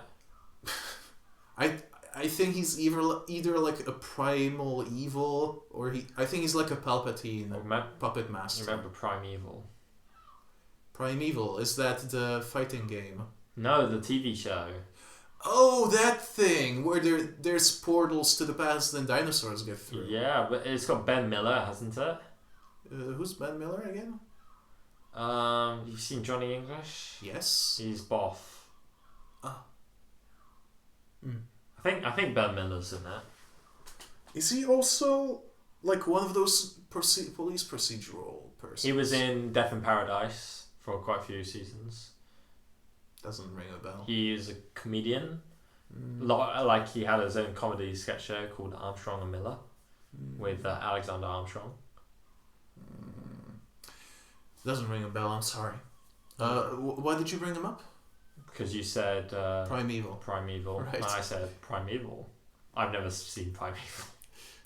I saw like the pilot, I think. Yeah, I remember my friend really liked Primeval, but he also made fun of parts of it, and he was like, said there's one really ridiculous part of Primeval you need to see, and he wouldn't tell us what it was, but holy fuck. So basically they go back in time, I think, and like to dinosaur times, but they find a human skeleton. Oh wow. And like, who is the skeleton? Is it male or female? And then they look at the skeleton and like, it's a female skeleton because it's got bone boobs. I'm like, oh my god. Jesus Christ. Yeah. As we all know, the only way to tell apart a man, male, female sex. God damn it. Yeah. Move stupid. over, boob armor. Armor, yeah, bone boob. Bone boob armor. Yeah, bone boob, it happens quite a lot and stuff. It's kind of weird. Is it better or worse than like lizard people having boobs? I don't know. It's weird either way. Yeah. Why do you have to sexualize everything? They try and like explain it in Elder Scrolls, but retroactively, by saying that it's because the Hist, which are the trees that created the Argonians, wanted to make the lizards resemble humans, and therefore, because humans have have boobs, so do Argonians. Hold up. They don't have nipples though. The trees. Oh yeah. Created Argonians. I just realised there's a lot to unpack in that sentence.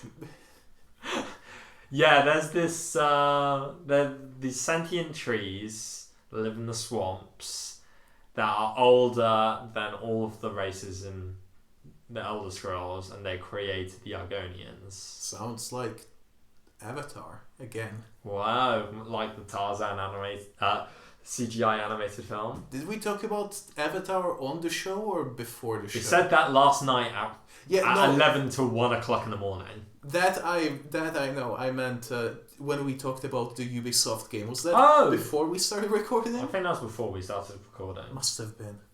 Yeah. We yapped for like 30 minutes before we started recording. Yeah. I don't even know about what. Neither. We talked about like wars for like another half hour before then. Crusades, all that jazz. Yeah. Oh, and those education systems. Speaking of jazz. Whoa, speaking of jazz. Yeah. Star Wars. I guess. I was gonna say please, but I decided that might. Yeah. Zero the Hutt. Therefore, Cad Bane. Yeah. Same person. Cad Bane looked different. He had a different costume. He kind of looked like he had robot arms. I don't think he did, but no, he has hands. He has fingers. Like you can tell, but he's got like the finger joint bone parts. Joints. I've got a bone to pick with fucking year 7 when I was in year 11 and from a tutor group. He said that my middle finger looked like the Elder Wand from Harry Potter. Oh wow! And I was like, "Fuck you!" I mean that is like rather bulgy there. It's a little bit, but it's not that bad. Yeah, but the Air-Deraan one. The Air-Deraan. Oh my god! At least your fingers are not like all bent like mine. The bend. The bend too. Let's just like look at that middle finger. It's why? Like 3 different I've never directions. noticed that. Why is that? I don't know. Did you get it trapped in the door as a child? Possibly, but like. Are you okay? Also, your hands are really like. They always shake. Okay. Is it the coffee? No, they literally always shake. I think that also like no one cares about this, but like, this is a non-visual podcast. Imagine hands. Take a picture of my hands so I can flash them up on the screen. Imagine hands Gerst. No, hands Gerst. Yeah, that's they're not unrelated. They're unrelated. Yeah, because they're Japanese. Hans Gerst is not Japanese. Oh, he is actually German, but his name isn't Hans. No, he's from Germany, but he's actually a ex-Spaniard from Egypt. Why? And he's got a Scottish accent and played by Sean Connery. Why? Why? Highlander. Why? Highlander remake is coming out soon, unfortunately. Oh no. My point was that I think that because I think my left one is like more bent than my right one. The same thing is with your little finger and ring finger of your right hand. A little bit, but like this one is like way more bent than this one. I think it's because of pens. I think I was just like pushing way too hard on it and it bent my finger. That's a lot of writing. School. Yeah, school sucks. Indeed. Yeah. What did you learn at school? Answer: nothing. Name one thing. Tell us down in the comments below because we need the engagement, please. Yeah, please tell us literally anything. Tell us one fact you learned from school, please. We may not need no education, but we need your cooperation. Whoa, that's like song lyric, is it? Question mark. Tell us down below. I'm a rapper. Yo yo yo. Yeah, I'm not a rapper. Yo, check me out. Check me out. That's from Super Hot Fire versus B-Bone. You remember that? I still haven't seen that. Aye. It's quite good. Mm. But the guy deleted it not long after it released, and it was like super viral. Mm. Then he deleted it because he wanted to like pursue his career in stand-up after it exploded, but he failed at that. So a couple of years later, he re-uploaded it. Which is quite funny, especially considering one of the like most quoted lines from Super Hot Fire versus B-Bone is "I'm about to end this man's whole career," and he ended his own career. So yeah.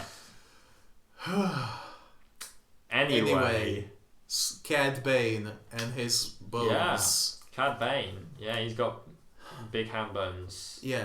If you didn't pick this up from like the stuff that we implied, and if you haven't seen Clone Wars, Cad Bane is a big freaking deal. He's like the Boba Fett before Boba Fett was big deal. Well, I mean, Boba Fett chronologically before Boba Fett was a big deal, but after Boba Fett was a big deal in real life. Yeah, and chronologically after Jango Fett was a big deal. Yeah, right? Or concurrently, don't know. A bit of both. Bit of both. Both is good. Both is good. And presumably before freaking Valance? Not Valance. Valance, imagine. No. Did you mean not Dengar? Did you mean Dirge? I did not mean Dirge. I meant Nakano Lash.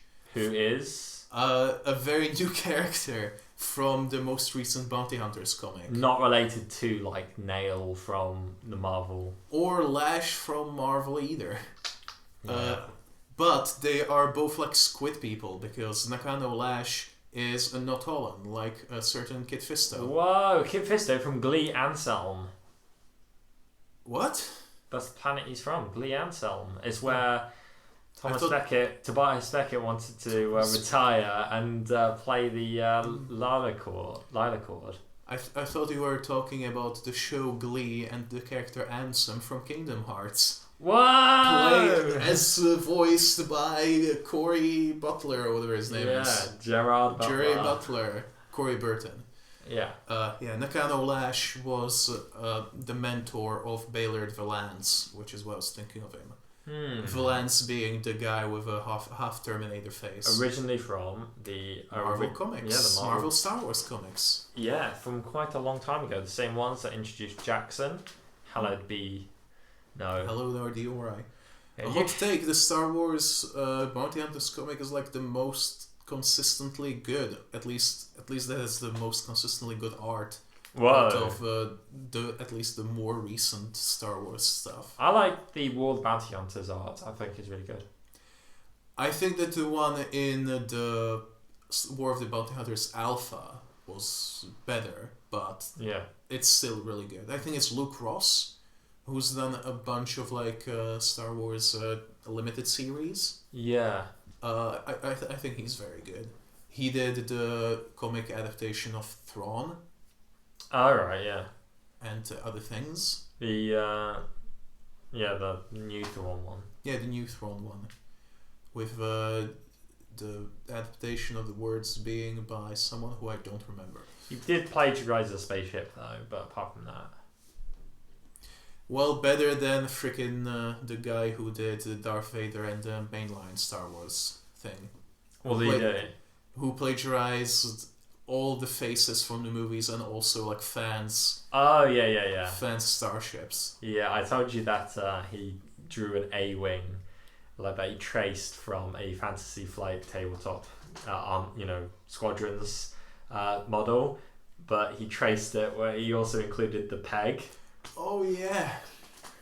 So, it's quite funny. Yeah, at least it's not the same guy who's infamous for tracing nudie mags for faces. Oh yeah, that guy. Yeah. The guy who also traced the meme of that old guy clutching his chest, being in pain, for Iron Man in his suit. Yeah, god damn it. He literally gave his armor a pained face. So stupid. Can you imagine turning that in and I'm proud of this? God damn it. He got away with it for years because there wasn't that much overlap. Yeah. Which is kind of funny. Yeah. Oh well, this is neither here nor there. Point was, Nakano Lash was a big time bounty hunter, apparently. So, Cad Bane. Will Nakano Lash appear in Bad Batch? No, probably not. Well, I mean, she... What if she gets retconned to die? Well, she does have a death in the comics. What if she dies in Bad Batch? And then it's not her who comes back. Yeah, then it invalidates all of the Bounty Hunter comic. Oh! What if they bring Valance into canon? But he's completely different. But he's got a robot face on the other side of his face. He's from the prequel era, not the original trilogy era, and he dies in Bad Batch. That would be stupid. Any sort of it's just an adaptation. It's from a certain point of view. Stuff that I said in the aftermath, I would completely take that back. I would take down the episode and edit out all the instances of me defending Whoa, that's a lot of effort. Yeah, I wouldn't do that actually. Yeah. Not for integrity reasons. Just because it would be a lot of work. Yeah, fair enough. And I would have to edit that whole episode again. And you deleted the main files. I did, yes.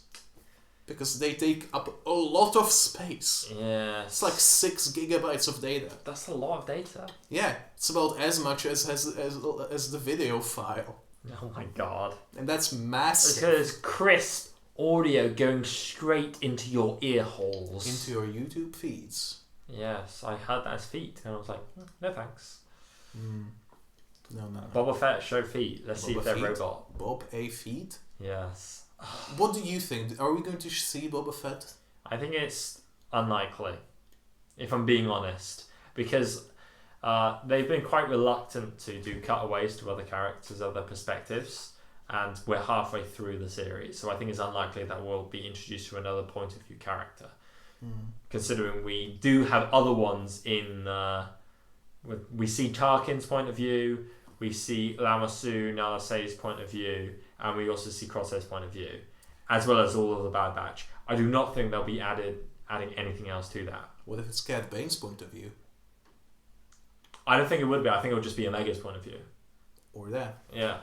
What I meant if they was do it for that way. the duel. For the duel. That will definitely happen in this show. I don't think it will anymore. I used to think it did, but that was when it was at the very start of the Bad Batch when I thought it might be more covering other people. When it's it seems to just be the Bad Batch and the people around them. Yeah, it's definitely more so the Batch's story than the story of the wars. Ending, yeah, so I don't think we'll see extra point of views, at least in this season, and I kind of think there won't be another season. There could be, I don't know. I guess we'll have to see. Yeah. I guess we'll have to see. They're less confident with Star Wars shows than they are with Marvel shows, I think. What do you mean confident? Like trying new things? Like, I think they're less confident in them definitely working. What exactly do you mean? Like when they started, like, I mean, Mandalorian has got hardly any extra marketing or extra support aside from just straight up watch The Mandalorian on Disney Plus. A bunch of buses, or yeah, I know, buses that still have the decals on in Cardiff. Yeah. I mean, I've seen that. It's like, watch Mandalorian season 2 coming out. Some of them still have the freaking hunters. Yeah. What was it? But yeah.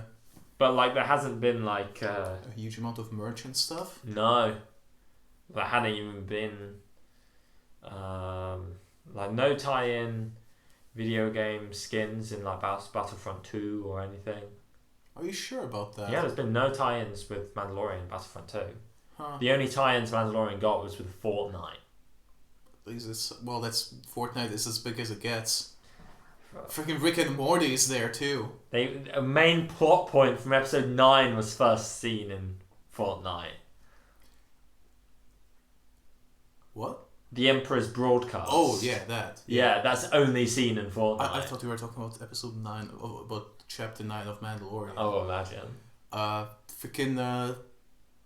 Did you know that there is a comic where Batman finds himself in Fortnite?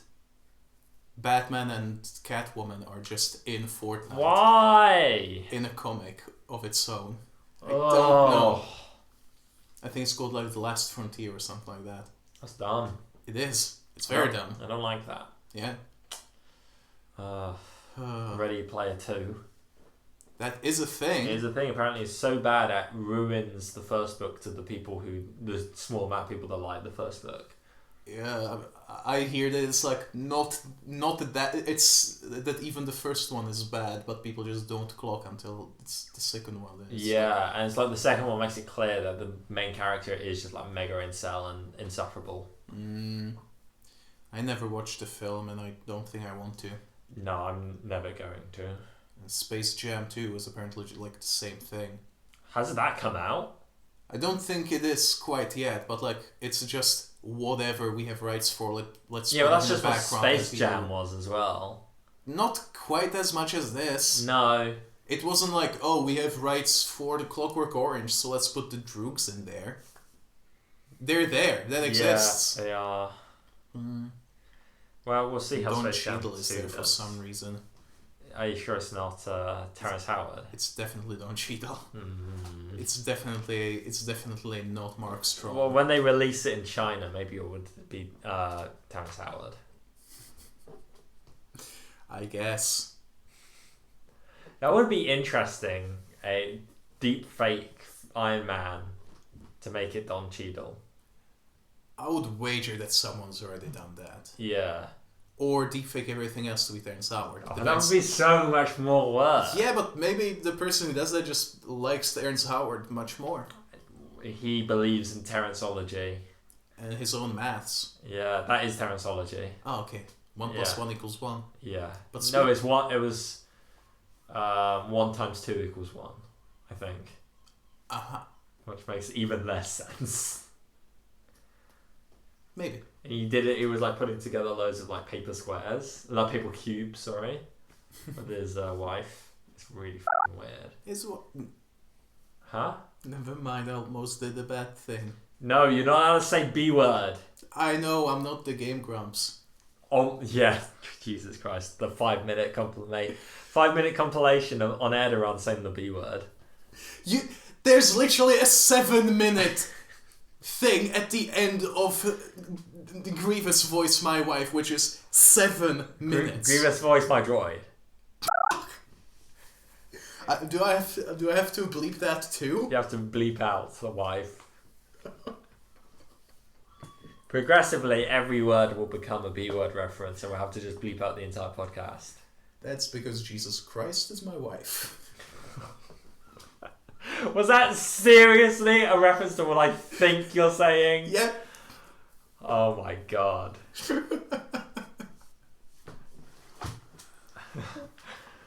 My faith is strong, and it keeps getting... That's a bad idea. I don't know why they made it. It's a joke. It's not real. Are you sure? Yeah, it's not real. It's by the same people that made the Sex Offender Shuffle. Oh, I didn't know that. Yeah. That's the second time you referenced it. Yeah, I also found a Techno Union Sex Offender Shuffle meme. Why? How? Who? It's from r/Techno Union memes on Reddit. And r/What Town War. Why are both of them a thing? Yeah. I'm also subscribed to r/Banking Clan memes as well. It's pretty classic. Fun fact, r/Banking Clan memes is actually about Techno Union, and the r/Techno Union is actually about the banking clan. Whoa. It's like r/trees. Yeah, except no. Or r/Superb Owl. Yes, I like Superb Owl. I lie. That's like one of the things I've never actually seen. I know it exists, but I never seen it on the front page because it's like a novelty. Yeah. Same thing with like the whole like narwhal bacons after midnight. It's like that used to be a whole like, oh, did you know? Like back in 2013. So is it something super edgy? Yeah, it was like a secret code in order to get it, like join the subreddit. That's like from years ago. Fair enough. So. Oh well. There's probably something better that we can talk about, like something good, for example. Something good. Well, one could say good thing is lights up our day. So what would be what lights sides up your day? Whoa! Well, my lights siding up my day in the section, the light side, dark side, and the one in the middle, the Bendu. That was your phone. That was my phone hitting my head. I actually wrote down my light side. Ooh. Oh, fuck, I've already said it.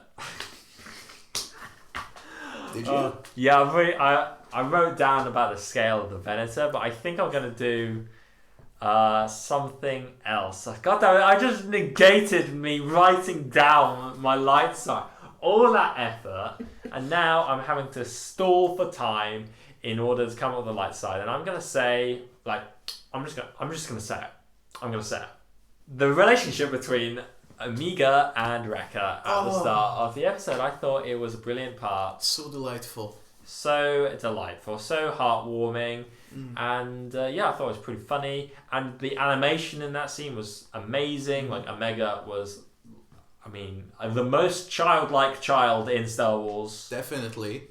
Probably the best written child in Star Wars, period. I think Jabo Hood takes that crown. Well, he's the best character anyway. Yeah, because 30 died, and 30 tried, and 30 died. Are you sure it wasn't 40? Or it might have been 40, I can't remember.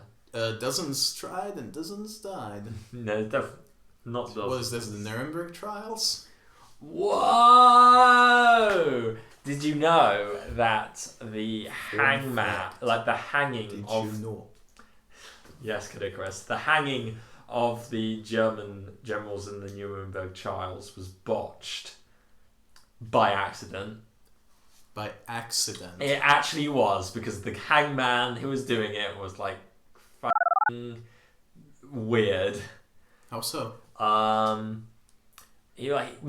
About 10 years before the war, he got kicked out of the Navy for being, like, stupid, basically, after serving for 6 months. Okay. Then they brought him back in because they needed people during the war in 1942. Then, in order for, like, his commanding officer, in order to, like, get rid of him, recommended him for a promotion to become an executioner for American soldiers in France, like if they broke the laws and like did bad stuff in occupied France when they were liberating it.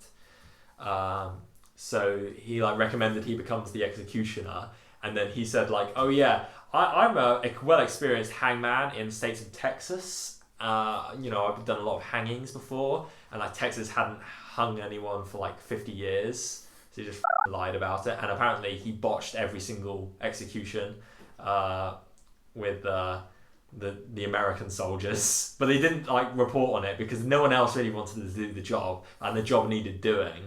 And then for some reason there was no one else to really do the Nuremberg trial hangings, and like one of the guys who was like organizing the executions like saw him like executing or doing like the thing for American soldiers, and so just had him be the guy who did the Nuremberg trial hangings, and then like sometimes it took like 20 minutes for some of them to die, which like is not what's meant to happen when you hang someone. No. Like it was so like incompetent. Like when they dropped through the square hole, the hole wasn't big enough for them to fall through. You would hear a kadunk of their head and shoulders hitting the side of the hole.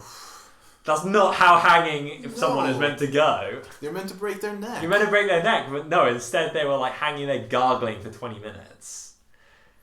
So, yeah, fun fact. Did you know? But anyway. But anyway, yeah, the relationship between a child and their brother. Yes, back for the Nuremberg trial. I also liked that Wrecker wasn't like written to be like an idiot in literally every moment. Like, yeah, because he knows how to defuse a bomb. Yeah, he's like smart. He wasn't written to be stupid like at all this episode. Apart from when he was like, oh, let's do Plan 7. I was like, what the hell does Plan 7 have to do with this situation? Yeah, that was a little weird, but still, like he was very capable with like teaching her how to do the stuff. He was very good at like teaching her a lesson. He was capable in that combat. He was good all around basically. Yeah. Not really much childish stuff other than when he shut up Tech about this technobabble. I was like, I wanted to know, Tech. I wanted to know. It felt like. When I tell people about on Air-Deraan, they're like, shut the fuck up. No one listens to it. No one cares. Oof. No one actually says that. Feeling when you're Tech in a society of wreckers. We live in a society. I'm kidding. Everyone is either a Tech, a wrecker, or an Amiga. God damn it. Yeah, freaking. I'm a Omicron male. We've already done this. Yeah, I know. In the whole beta scug thing. Beta scug, aka Tech. Yeah, poor Tech. Beta scugs, Alpha Chad Wreckers, and Stacy Omegas. For fuck's sake. Anyway, what is your light side? Yes, it's better to move on. My light side, how can it be anything other than the friggin' spaghetti western shootout? Yeah, the Wiki Wild Wild West. The Wiki Wawa Wee Wild West. Oh my god. Sacha Baron Cohen in Wild Wild West 2. Is he replacing... Kenneth Branagh as Loveless. I can't believe I remember his name in that film. Dr. Loveless. Dr. Loveless. I wanted to create Loveless Land. Ironic, isn't it? And he's a big spider. He loves spiders. He has no legs. Yeah. He has no organs. Well, he has some organs. Yeah, not all of them. He lists all the organs he loses. Did you forget that part in the movie? Yeah, he lost his spleen, didn't he? Like 2/3 of his intestines. What the fuck? He has all reproductory functions. He has bodyguards in his giant spider that he employs to pose as 2D paintings. No, I don't think that was in the spider. Oh no, sorry, not in the spider. The guard, and you're thinking of the guy with the iron testicles. Was I? Probably the one that Will Smith tries to kick in the nuts, but it makes a metal sound.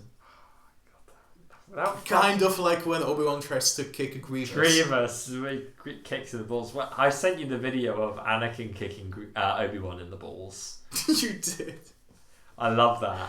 When balls became canon. Yeah. Even before the stormtrooper that gets hit in the nuts by Boba Fett.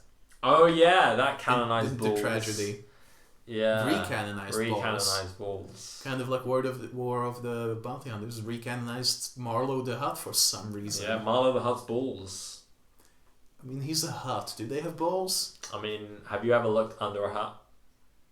No. It's just massive. Don't. Slime trail, because I slug people. Oh, thank you. You're welcome. Thank you so much. You saved me. You would have to make that into the thumbnail, though, if you said it. I'm not having Marlowe the Hutt with a giant censored box under his bloody stomach. Or am I? It's Jabba the Hutt, but everything except his face is censored. God damn it. But you were saying about the Wiki Wild Wild West shootouts at the end of... Yeah. I liked how they weren't even ashamed to make it a literal like spaghetti scene. Yeah. Spaghetti scene? Whatever. Complete with the music, complete with the angles, complete with literally everything. Yeah, the music reminded me of Rango. Why Rango? Because like Rango has a lot of like over the top cliche Western music. His face kind of looks like Cat Bane. What, Rango's face? Yeah. Rango's got one smaller eye, one bigger eye. Well, he has 2 red eyes. Whoa. I also liked how much texture his face had. Yeah, I think with like all the scars. It had that texture before, I think. Probably to an extent, because we know that like freaking... He definitely had the scar, though. Early Clone Wars really liked their textures. Oh, yeah. I think they scaled down on it as the first series progressed. I think they did. But maybe we just became accustomed to it. Who knows? Who knows? Tell us down below. No, but yeah, I agree. It was like such a good scene. That was the bit that I rewatched. Because like, damn. It's a great moment. Really good moment. I mean, he was based on Lee Van Cleef from freaking The Man with No Name, a movie/movies. Lee Van Cleef plays different characters in that. Those movies are unrelated. In my opinion, isn't The Man with No Name always like the same one? No, he has a name in each film. I thought, why is he called The Man with No Name? Because like people were saying, oh, he's actually the same guy, but he doesn't actually have a real name. Like in The Good, the Bad, and the Ugly, he's called Blondie. That's his name. Okay. He's not the same guy as the guy from Fistful of Dollars. He's not the same guy as a guy Fistful of Dollars more. Yeah, a few dollars more. Yeah, they're not the same people as in Good, Bad, and the Ugly. Kind of like Mad Max, and because they're not the same Mad Max. You said that the Mad Max in Mad Max Fury Road is the dog kid from Mad Max 2. Yeah. That's well, at least that's a theory. Yeah. Is it a ring theory? I don't think so. It's the game theory. Whoa. But there is a Mad Max game now. Whoa. Yeah. Well, it came out like 5 years ago. I haven't played that. Me neither. I bought it for my friend for his birthday though. Ah, fun. I hope they enjoyed. I think so. Coolio. That's completely besides any point. No. Yeah, it's beside every point. I did watch the Total Biscuit review of it when it came out though. I think I did too. I don't believe he enjoyed it too much. No. Probably not. It's an open world game with crafting, and it probably didn't run too well. It might not have had as many settings as... No FOV slider? Are you kidding me? Did Guides of the Wolf have FOV slider? I doubt. Actually, I think it did. Really? I don't know. It had a mercury water. It did. I will have to rewatch that video. It's a classic. I think we rewatched freaking Day One Gary's Incident. Yeah, that's a classic as well. Was it when we were watching your my Spore Let's Play? Yeah. Good time. Yeah, I sounded like a baby then. But talking of babies, what is your dark side? Because babies are killed by Anakin when he turned to the dark side. That is true.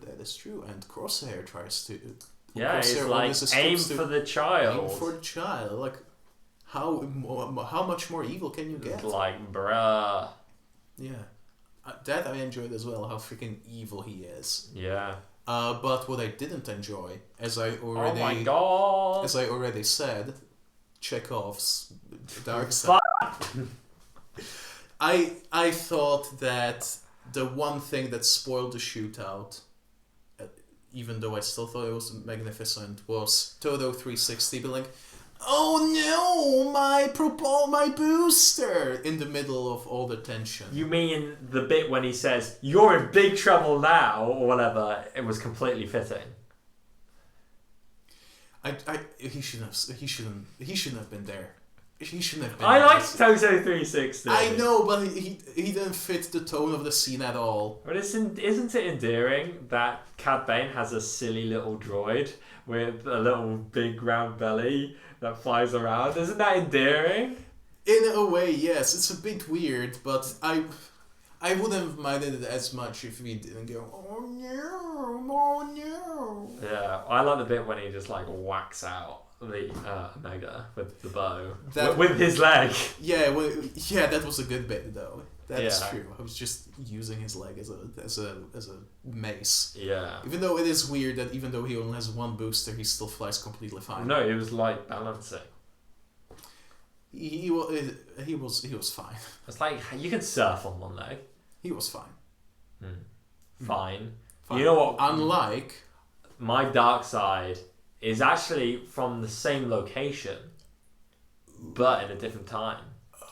It's when Crosshair is like communicating with some of the clones at that site, and he says, "Do something." I forgot what he says, and the clone like is talking in a normal voice, and then Crosshair says, "Do this," and he's like, "Yes, sir," or whatever. Isn't it like it seems totally out of place? It's really comes back to one of my favorite dark sides from Rookies. Yeah. Where it's just very obvious that sometimes they don't record the same things like at the same time, and they don't like check what kind of inflection it was. Yeah. Which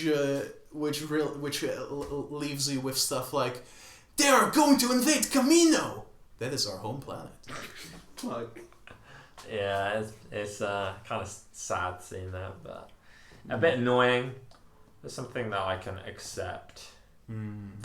But that was my dark side. I would prefer if it wasn't like that. Yeah.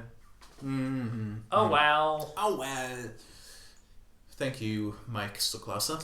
Yeah. Anyway. Engage. Whoa. Anyway, speaking of thanking people for something, whether or not they deserve their thanks, did you think what was the thing that you might thank someone or not for? That was a very bad transition to the Bendu. What? How was that even a transition to the one in the middle of the Bendu? It wasn't the greatest one. It was a bad one, admittedly, but it was a bad batch one. You hurt me. You hurt me. Whoa! Don't do that. My one in the middle, the Bendu, is one that I meant to mention last week, but I forgot. But also appeared in this episode. Ooh. And that is, of course, who did forget me, the Hammerhead Corvette that is in the scrapyard. Holy hell! I think it's pretty cool. You see it last week, I forgot to mention it. I didn't notice it. Yeah, and you see it again! It's a shame that, sure. And it's pretty cool that there's a Hammerhead Corvette there. It is, yeah. Because there would be. Why? Why not? It's a scrapyard. Well, yeah, but I'm yeah. It's just weird that it is a scrapyard for Republic ships though. From the Clone Wars. So who do Hammerheads belong to? Air-Deraan? Well, I think they're meant to be very old. They're old Republic ships, one would say. Because they are. They are. They're very old. They're from bloody KOTOR. Yeah, originally. Yeah. It's just pretty cool. I like KOTOR's aesthetic. It's interesting. It's not canon anymore, so they can poach whatever they want and put it wherever. And they have. And they have. Yeah, they did that in bloody Rebels and Mandalorian. Yeah.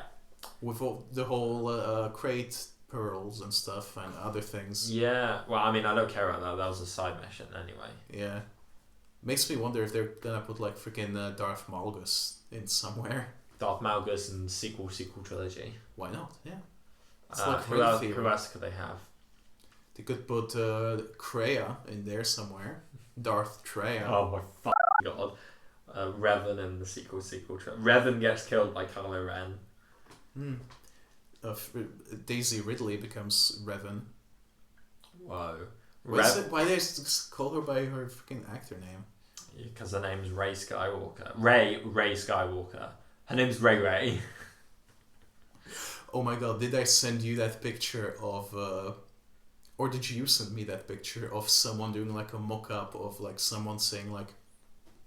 You know, I think that we can all agree that the only actor who could ever play Darth Revan is Brie Larson. I have not seen that.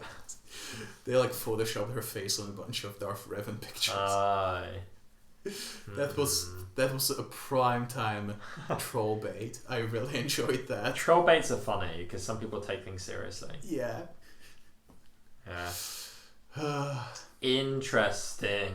But talking of interesting, what be your one in the middle, the Bendu? Well, my one in the middle, the Bendu, is actually in a fairly similar vein to yours. Oh my god, is it a Hammerhead Corvette? No, it's something though that ties back to the last episode. Yeah. But it's to something that we did say, but we're unsure about. Is it the thing that was actually a run-in for my dark side? I do not remember. What was your run-in for your dark side? Well, I'll say after if it's the same thing. So let's... it was that we didn't know whether or not that tentacle creature... Yeah, that was my dark side. my other dark side. Because it's not a fucking Dianoga. That's not what Dianogas look like. Just because it didn't rear its eye doesn't mean it doesn't have it. It's not bloody Watcher in the water from bloody Lord of the Rings. You know what's a fun thing? What? I was thinking of Watcher in the water from Lord of the Rings last episode when you were talking about the Dianoga. Whoa! What is it? Why is it there? What, the Watcher in the water? Yeah. Dunno. It's just there. Never talked about again or since. Just piece it together yourself. It's environmental storytelling. It's Dark Souls. Yeah, bloody... How does Vati Vidya come up with like half-hour episodes about really obscure things that only have like one entry in... Like about pot goblin storytelling. Yeah, making shit up. Making shit up. I feel like that's what a lot of Dark Souls lore is, and a lot of people don't want to admit that. It's what a lot of Five Nights at Freddy's lore is. Yeah, literally. Alex Faciani from Beard Bros and Game Theory just made a half of it up. Great, perfect. And it gets credit to MadPen because no one freaking credits the writers. Yay! Ever. Are we writers? I mean, technically. Whoa. Hit us up to write the next episode of Bad Batch. It's a bit late for that, but we could write episode 13. Whoa, 1313. What if they go to 1313 in Bad Batch? No, they're not going to do that. They're not going to go to Coruscant when it's Imperial. Yeah. I mean, if we get another point of view from the Martez sisters, they could go back home to 1313. They wanted to escape 1313. I don't think they want to go back. Well, they still have people who they know there. Maybe. No, they don't. Not anymore. They all hate them. That's the reason why they left, because they much like how... tying up some loose ends. We don't know. Flashbacks, I don't know. Flashbacks. Or Flashpoint. Star Wars Flashpoint. Crisis on... Cold War Crisis. That still works. Whoa. First Order. Operation First Point. First Point. Czech Games, I think. Czech Games? Yeah, Operation Flashpoint. I think they're Czech. Whoa. Operation Nightfall. That's the storm on Jedi Temple. Ooh. Operation... the board game. Whoa, yeah. That's a pretty good one. Dissect the Heart.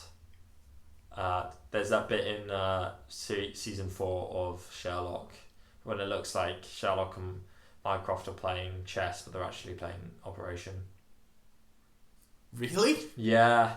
It's like shot in a way where like the parallax makes it look like they're playing chess. They're actually playing Operation. That's weird. Yeah, well, it is Sherlock season 4, so I guess. Yeah. It's not like Sherlock Holmes: The Game of Shadows or whatever, where he and Moriarty are playing mind chess. I love that film. It's good, I think. It's a great film. I remember liking it when I saw it in the cinemas and never again. I've seen it many, many times. I wish I saw it in cinemas. I was very sad that there wasn't the third one. There's gonna be a third one. Not directed by Guy Ritchie, though. Sad.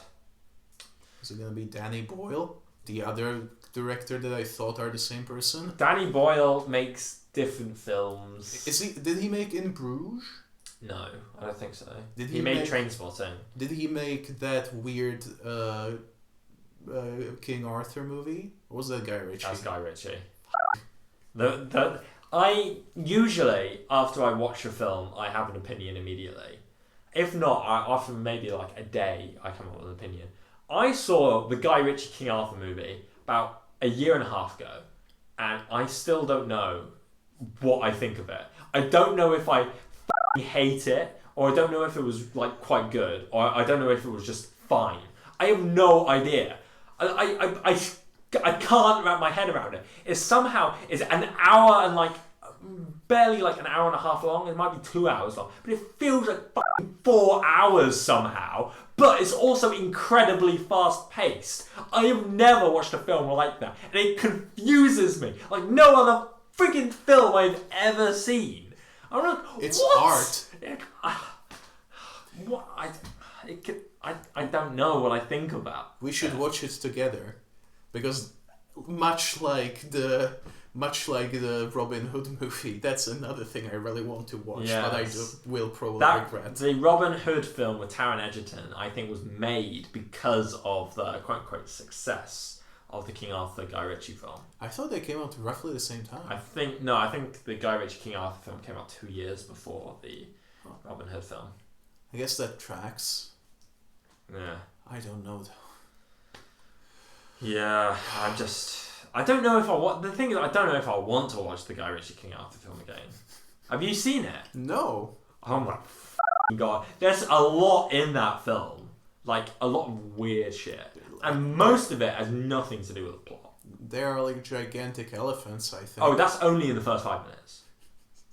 Why are they in there? The flashback, that flashback, contributes nothing to the plot. It literally contributes nothing to the entire plot. I have no idea. It confuses me so much.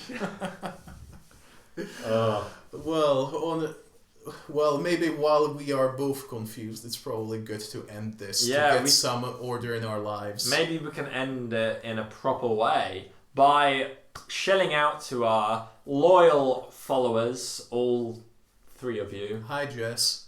Yeah. So be sure to subscribe on YouTube. On YouTube, where go to www.youtube.com/on Air-Deraan, all one word. Actually, I don't think... Is that how it works? Not anymore, because our channel wasn't made like in 2010. Fair enough. I think you have to search... So don't go there. Don't go there. You have to search on space Air-Deraan. On YouTube or Google, probably, that might work. Yeah, it might work. Bloody go visit us on Podbean if you want to listen there, or bloody Spotify. Or Castbox, or Pocket Cast, or a bunch of other ones where we are. Yeah, all of your favourites. Not iTunes. And then be sure to follow us on Twitter. At Air-Deraan. All one word. Message us, email us. Whoa, you can email us on our email. Ooh. On Air-Deraan, all one word, at gmail.com. Exactly. And see, we will reply in a flash. Unless we forget to check our emails. But if it's Twitter, it will be definitely faster. Yeah, because I get a notification. Notification squad, hell yeah. Whoa! I actually get a notification every time we upload. By the way, thanks for updating my name on the Twitter. I didn't even think of asking to do that. You're welcome. Very good. Because I've only been Luke for like a week and a half. But yeah, check us check us out over there. Check out Freddy's incredible video on time in Star Wars. Oh my god, that was months ago. It was like almost a year ago. No. Yeah. About 6 months ago. It was before we started doing the podcast. Yeah, it was before Christmas, right? Yeah. Well, it would have been like around the time we started doing the podcast. Yeah. No, it was after we had already started the podcast. Because we didn't upload videos to YouTube until the start of this year. Yeah. When we uploaded them all in bulk. Yeah. We started doing that around April or March. I'm pretty sure it wouldn't have been like around the time that we started doing Clone Wars. Maybe actually. I think it might be. Yeah, that's true. Interesting. Anyway, though, if any of you remember the timeline of On Air-Deraan lore, all the characters and castings that we have created, email us or tweet us or do whatever you want. Or if you just want to tell us that we're fake fans, do that too, because we'll see and we'll cry inside. But please don't be toxic. Don't be toxic. Yeah, when we joke about being toxic, don't be toxic. That's pretty bad. Just be cool. Be cool. Be like us. Start a podcast that no one listens to. Yeah, like just start two white guys starting a podcast talking about Star Wars. Completely unique. Yeah, no one's ever thought of that. No one in the world. We're the first podcast. Yeah, we invented the internet. Yeah. We said that before. Yeah, because we're Al Gore. It's an allegory. You may fire when ready.